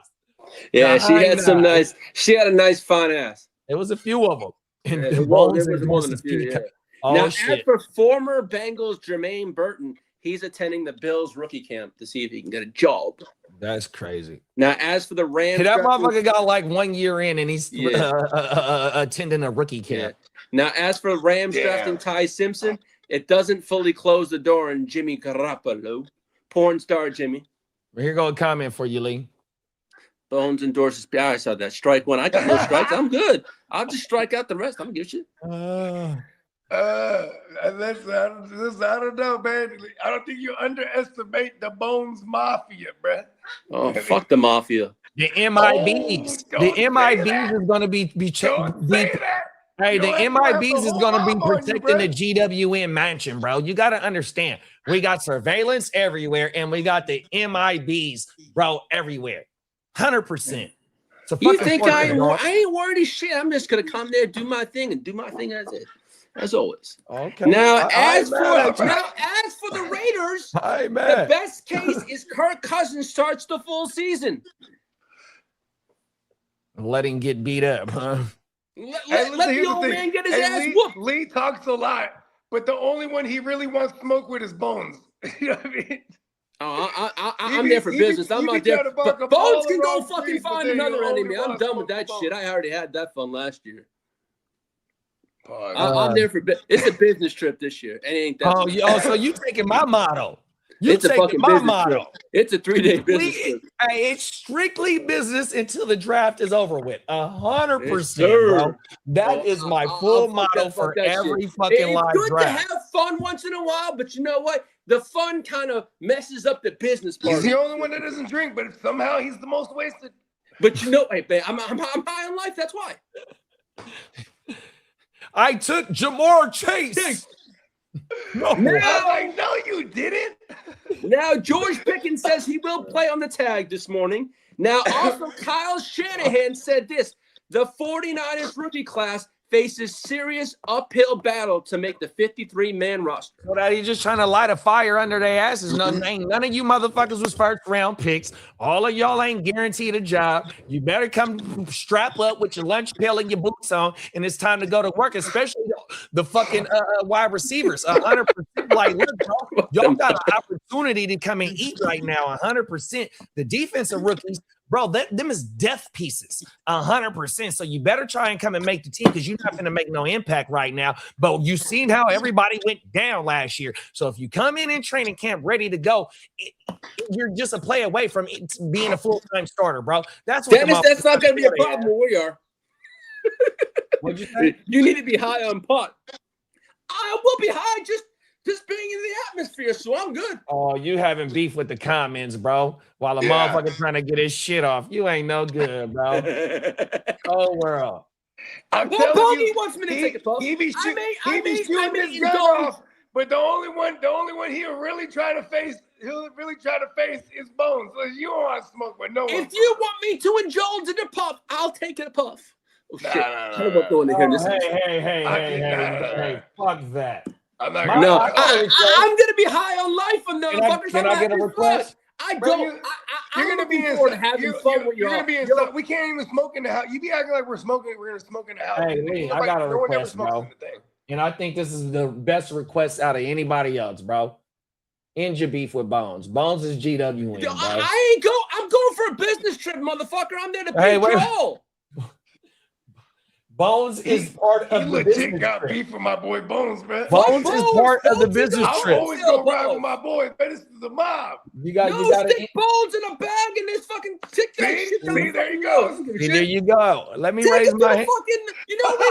Take him to a pawn store to see how much he's worth. He's probably ashes to ashes, dust to dust. Hey, why you can't end your beef with the homie, bro? I am. When I say hi to Bones, I'll say bye, hey, what did Bones ever do to you? That's not ending the beef when you just told him to take him to the pawn shop. I'll shake his hand and say, let's go to the pawn shop and see what you're worth. 1994. So you trying to get rid of one of the homies that's GWN since the beginning. You ain't no good. Trying to sell him, see him what he's worth. You ain't no good, bro. You got to end your beef with the homie, man. I won't say a thing to Bones. I'll say bye. You ain't no good. You gonna have to do it. You gonna have to do an interview with him at the show. At the draft, I'll just put a muzzle on the mofo. Bones had his way with you once. He'll do it again. I'll muzzle him up, pause. You ain't no good, lady. Hey, Lee, hold on. Did you just quit? Hey, Lee, I'm not going to say quit while you're ahead. I don't know when to quit. I just keep on going, Bones. You know me. I don't shut my mouth. Pause. So you're the energizer bunny. I'm the fucking energizer bunny. As long as I got batteries, pause, I'm all good to go. See, you got to end the beef with the homie, bro. It's I not don't have cool. no beef. I'm just gonna go. Bones will shank you. I can't tell you try and shit on that motherfucker every time we talk about it. Hey, Bones will remove one of his own ribs and shank you with it. Hey, Derek, I actually went with Mayberry. You went to the Hold on. I'm glad you said that, Bogey. That motherfucker, Lee, Bones is so good enough of a dude that he replaced your fucking knee, bro. Come on, bro. Hey, my knees are always shot. Hold on, Lee. He gave you the said stem that cells in his motherfucker Bones knee. gave you one of his bones. But then again, he doesn't have that good a DNA than I do. Bro, he You're a donated. robot. He donated to you, bro. You're a robot. It's a You ain't no defective good, part. You said that, You're a you robot said on program camera that to motherfucker think donated you're a to human. your cause. Hey, Derek, when I was in Vegas, I checked out Pawn Stars with Mayberry. It was like that for like 5 minutes. It was dead in there. It was a little hopping. A little bit. I wouldn't say nothing special. I just wanted He to was stop over in there and see. limping. And was they He was filming over there that day? limping because Lee was over there limping. Because Bones had him in the ankle lock submission, bro. Bones got you in the ankle lock, bro. Because on his own. The only leg, ankle up, now make that motherfucker tap out next time. he was in there hobbling. Hey, Minnesota Den said Bones was in Minnesota not too long ago. We had a great Yeah, I saw that picture. He pulled up. Bones love the kids, man. And then Bake said Bones just sent me the retainer. The contract is locked in. Hey, Bakes, this is for the Bones and the retainer. Bones is It's very called a wealthy. pen up. Bones hires only the best. Why do you think I'm here? I work for Bones. Oh my god. Hey Lee, bro. It's called Bone Thugs and Harmony. Hey Lee. Hey, that's our new rap group. We're about to we cut gonna all kind of diss tracks. Hey Lee. Hey, this beef is going on longer than Kendrick and Drake. I got bro. no beef. I ain't bringing no beef. I'm getting on that plane. Come No, on. Lee, bro. I'm there for a business trip, Hey, motherfucker. Bones is going to Vegas. Nothing This can shit is stop him. crazy, Lee. Let's go. That's good. Lee legit got funk with Bones. I got Oh, no wow. bump bony I boy. told y'all. I said he be acting like he want to smoke with everybody. He don't want to smoke with nobody for real, except for Bones. Cold world. Bones What gonna did Bones tear that ever do to ass you? up. Outside of 1994, what did Bones ever Wow. do? Hey, you better bring some extra ace bandages for Bones because he's gonna need them. Damn it. You ain't no good, Lee.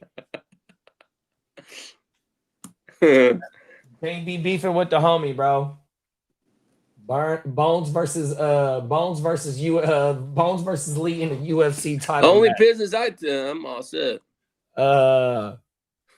Don't worry, Bones is also going to Vegas for business. Read my comment. Which one is it? If Bones going to the pawn shop, oh wait, no, that's Derek. Where you at? If I didn't know any better, it sounds like Bones someone that Lee likes. Damn it. Cold world out here in these streets, bro. Hey, Crooked, it was one of them broads that was in the Brazilian halftime show. That's what it was. Oh, my mama from last year, the Eagles and the what was it? The Eagles and the Packers that played in Brazil last year? I think it was. Oh, my mama. That's what it was. Look at this. I gotta tell y'all something because this, for context, people don't know. Bones is from the 1800s. All right. When Bones was flesh and bones, right? He was the pioneer, an engineer for machines, steam-powered machines specifically, and he created the very first robot. His name was Ear. As they say, flesh of my flesh, blood of my blood. His name was Ear, the first robot in the world powered by steam. We had switched him to battery powered shit like 100 years later. You know what I mean? Yeah, we updated his RAM, his data, his motherfucking USB cord. You know what I mean? We done updated all that shit 100%. And we went home and caught his ass last year at 4 in the morning. Oh my goodness, God. Into his motherfucking legs 100%, y'all. That motherfucker is really born in 18 under steam power, dog, 100%. Hey, Lee, can you translate what he just said? Kiss my arse. I don't speak robot. You ain't no good, Lee. Oh, everything. That is the ear to the streets, y'all. 100%. Cold motherfucker, y'all. And on that note, the years to the motherfucker is signing off. I ain't got no more news for today, but it's been a fun one. Hey, man, shout out to the ear to the streets, man. And you already know, DionPeacockMerch.com. Stay tuned at the end of May. We got some exciting sales coming up. Special coming soon. Big special. Another big one. If you guys missed if you guys missed the 35% off sale that just ended last week. Yeah, it will start on May 4th, and it's May 4th to the 7th. May 4th is the 15%. And no, actually, I got it's unlock 20 from 5/4 at 10 o'clock in the morning to 5/7 at 5 p.m. And then the big one, is Memorial Day sale. $13 tees, up to 30% off everything from 5/18 to 10 a.m. Okay, they're not giving us the 40, but they're giving us the $13 tees. Let's go. Let's go. Yeah. So yeah. I just hit up the $14 tee one big time this past week. I was like, fuck yeah, I'm about to get me, my son, all to my daughter, whatever y'all want. We shopping on Neon Peacock. Let's go. So it's 20% off for the Cinco de Mayo sale, and then 40% off everything Memorial Day sale. My son definitely gets this for me because ever since I was a kid, I like my own shit. I like to custom my shit. Like, I don't, you know what I mean? And like, so, you know what I'm saying? We got him his little Peacock whipped him up one of his he got these little kiwi bird things that he carries where he treats them like they're alive for real. He be hella gentle with them and shit. Shout out to Derek. Happy early birthday, buddy. Yeah, shout out to our main man, Primetime Derek, man. That motherfucker said his birthday on Saturday. He gonna be the faux Trey, man. Happy early birthday, man. Bro.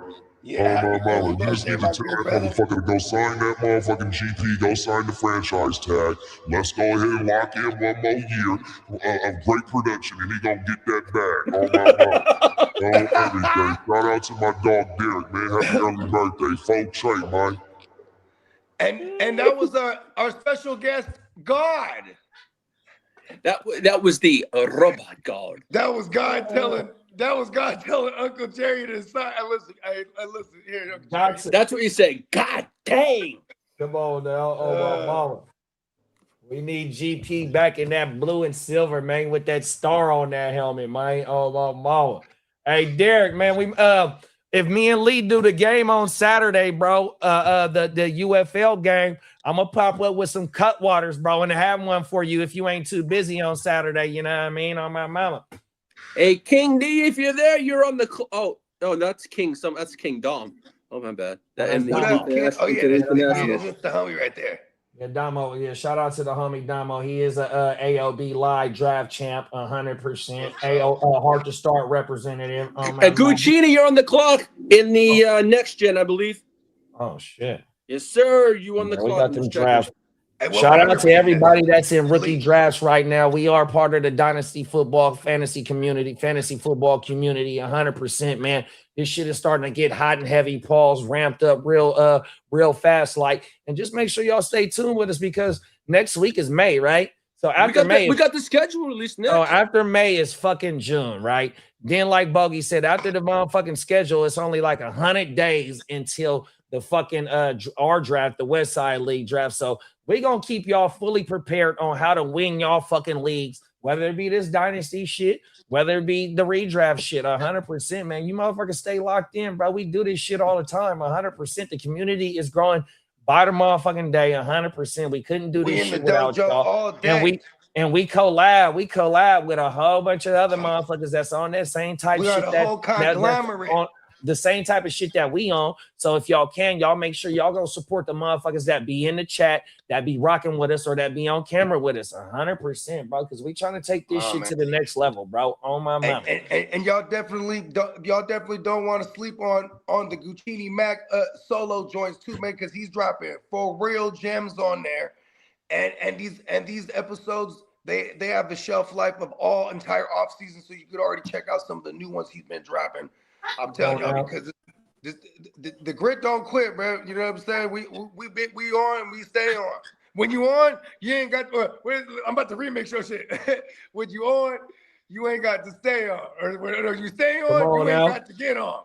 Oh my mama, and you know we appreciate you motherfuckers so much. And I've announced it before, but I didn't realize that it was a pre-order. But we got a autograph, a mini helmet of a fantasy player that helped you win your championship, right? We want to make sure that we show our appreciation to everybody that stay tuning into this motherfucker. So just be on the lookout for one of giveaway.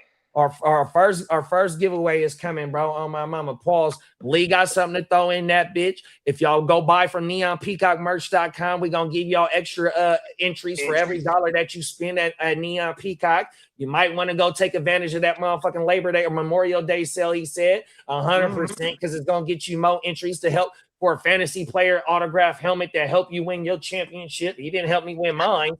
But shout out to bro, 100%. So man, y'all just stay locked in, bro. Hey, Commissioner got some news here. So you'll even know which player we're talking about, because we're not even going to reveal it yet. Yeah, we're not going to reveal it, bro. On my mama. No, well, speaking of the commish, he has some news. We have an ex-Bears player tonight, Big Cat James Williams, on the show on the Chicago. Man, everybody stay tapped in with our folks over there at the Chicago Clubhouse Network. You know what I mean? Definitely, we glad that we rock with all them folks over there, man. Shout out. 100%. Them motherfuckers is highly in tune to what's going on in the Whitney City from every fucking sport, dog. 100%. Man. Shout out to the clubhouse, man. Shout out to motherfucking Mouth of the Bay and my dog Crooked running the fantasy shit over there. 100%, man. We trying to put championships on the wall with y'all. 100%. Ooh, trying to put championships on the wall with y'all. My goodness. You know what I mean? It's the realest shit that's ever wrote. I just told y'all at the beginning of the show, I'm hanging outside in the front yard, and my boys walked through, and then motherfuckers dropped the ear to the street's name, and this is 2 years ago he won the shit. Come on. I forgot what year he said that motherfucker, but he dropped that motherfucking ear to the, like, look, bro. It sounds like he's going to be tapped in when the season come back around. I'm not mad at that too, because we got a bunch of them cats too that you know what I mean? They take the off season off, but they put, you know what I mean? So shout out to all y'all that stays rocking with us, because most of y'all is the one that comes out to Vegas and parties with us every year too. You know what I mean? I forgot to mention Vegas. You's a hell of a motherfucker. Look, bro, like not only is it going to be a live draft, but you got chefs in the house, you know what I mean? That's gonna be fully throwing down, bro. It's gonna be like a content house, y'all. 100%. It really is. And it's gonna, if you go back and go watch the draft, you're gonna see some people that you seen last year, but when come this year, it's gonna be a whole lot more new people, bro. That's in the community, bro. 100%. Like, we got multiple shows. It grows every single year, Paul. Like, man, we got the ignorant thinkers. Half of the ignorant thinkers coming out. I mean, he's gonna. I know for a fact he's gonna be broadcast live as well. You know what I mean? Like, it's a Slim. Shout out to Slim. He's trying to make his way out. You know, I'm chopping it up all the time. And I was talking about Vegas. He's like, what was some dates again? He's like, I'm really trying to get out there. I'm like, okay, say less. You know what I mean? Yeah, this motherfucker gonna be lit. Look, we're there for what? We got 3 nights, 4 days. 4 days, I think. Three days. 3 nights, 4 days. You can make your way for 1 day. Like, I got approval for 72 hours. I ain't mad at you. Oh my mama. Yeah, this motherfucker gonna be lit, bro. This weekend, that weekend is part of for the community. It is part of it's building the community, dog. 100%. That's our fantasy. We are trying to produce this shit to show how we are trying to grow and take over the motherfucking fantasy football streets, bro, by all of us coming together. And you see it online, you know what I mean? Now just watch when you see us all interact together, bro. And you can go watch the shit last year's draft, bro. But that shit was an epic event, bro, and we had a damn good time, bro. As Bogey says, we are a conglomerate. Come on, man. It's a conglomerate, man. You know what I mean? My mama, bro. 100%.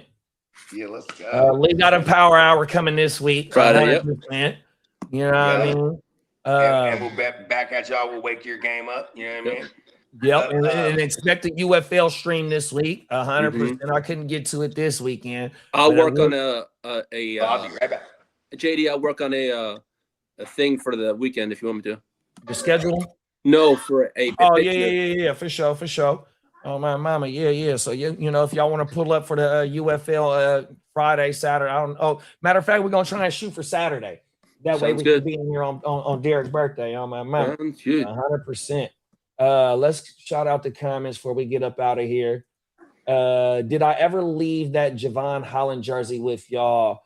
I remember you sent me a picture of it before Vegas. I don't remember seeing it. I remember seeing it on the bed in Vegas. That's all I saw. I saw it on the bed. It might have been on the bed. I think I might have remembered. Now that you said that, I think I might have remembered seeing that bitch on the bed. Yeah, it was in a clear bag. I think a clear bag.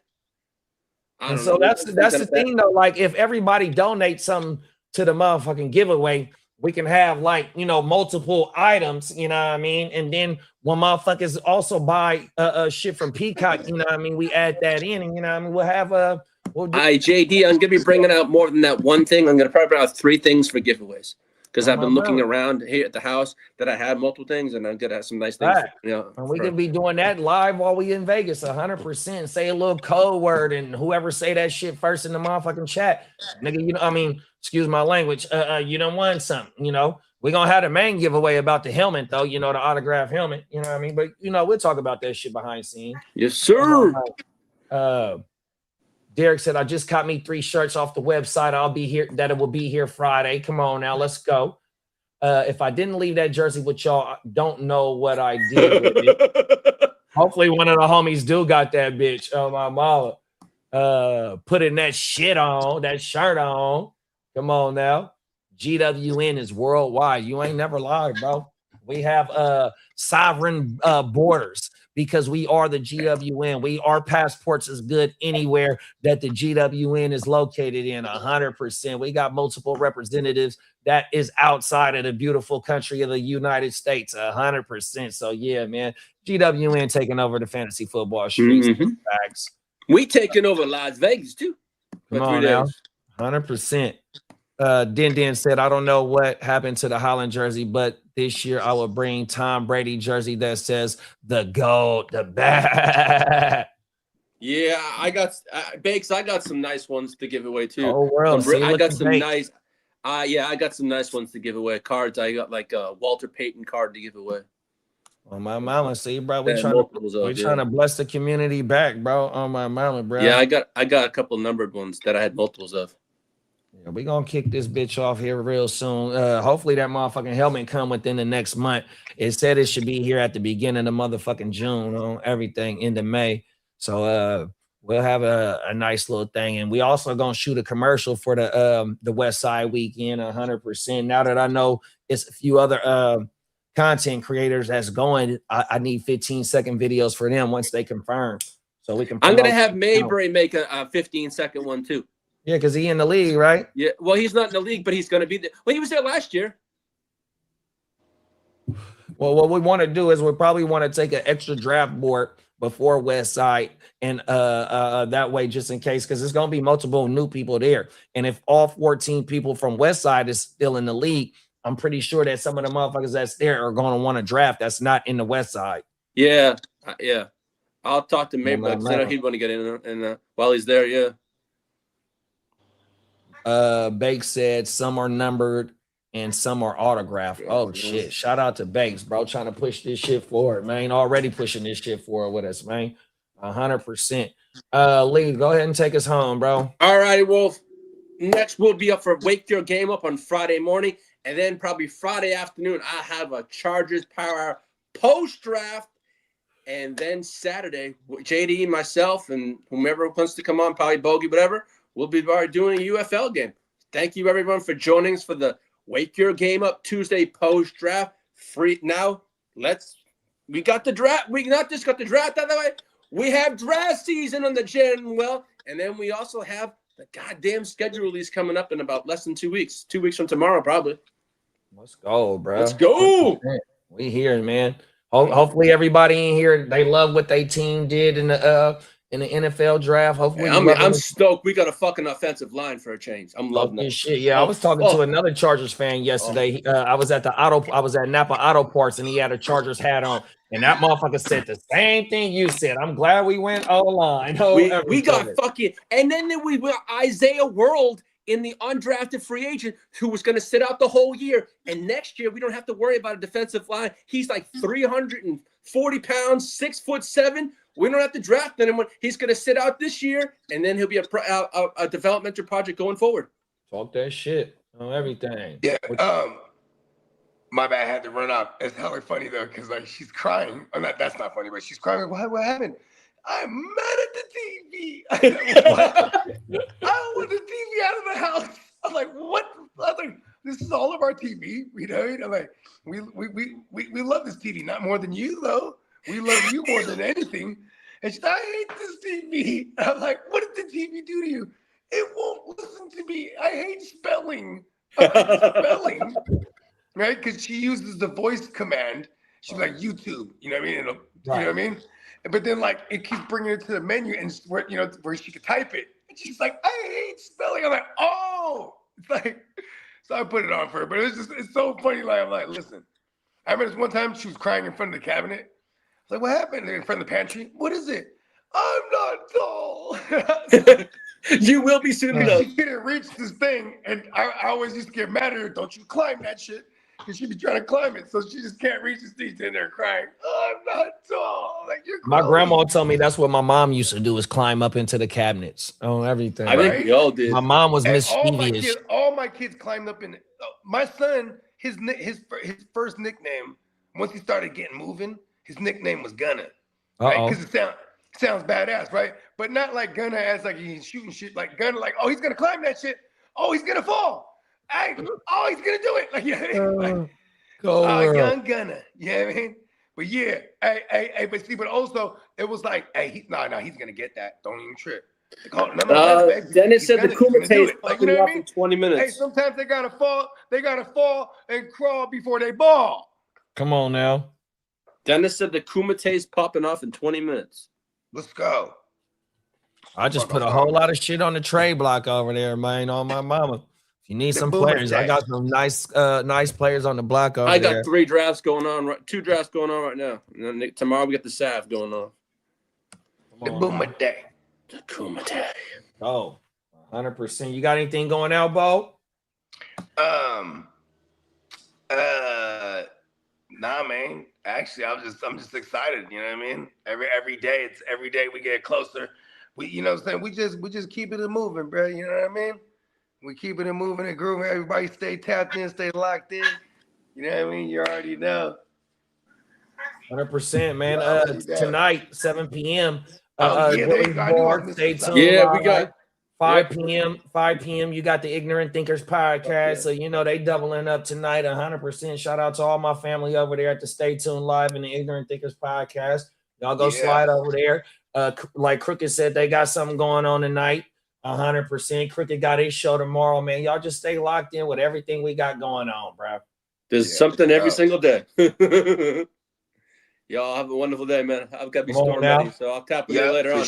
Let's go. Peace.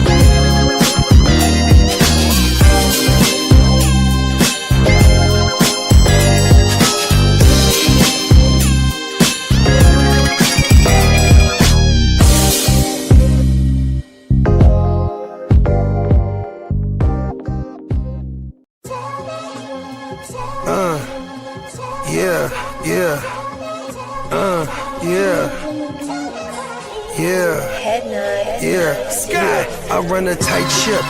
Loose lips sink ships. Run shit, dripping like a runny faucet. Let that sink in.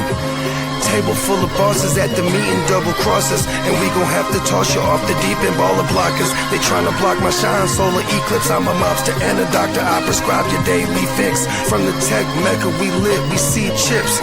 Bench presser pumping this weight, the bees flip. Don't let the tech stretch, you're talking that shit, get greenlit. Silly suckers tried to ride my wave, got seasick.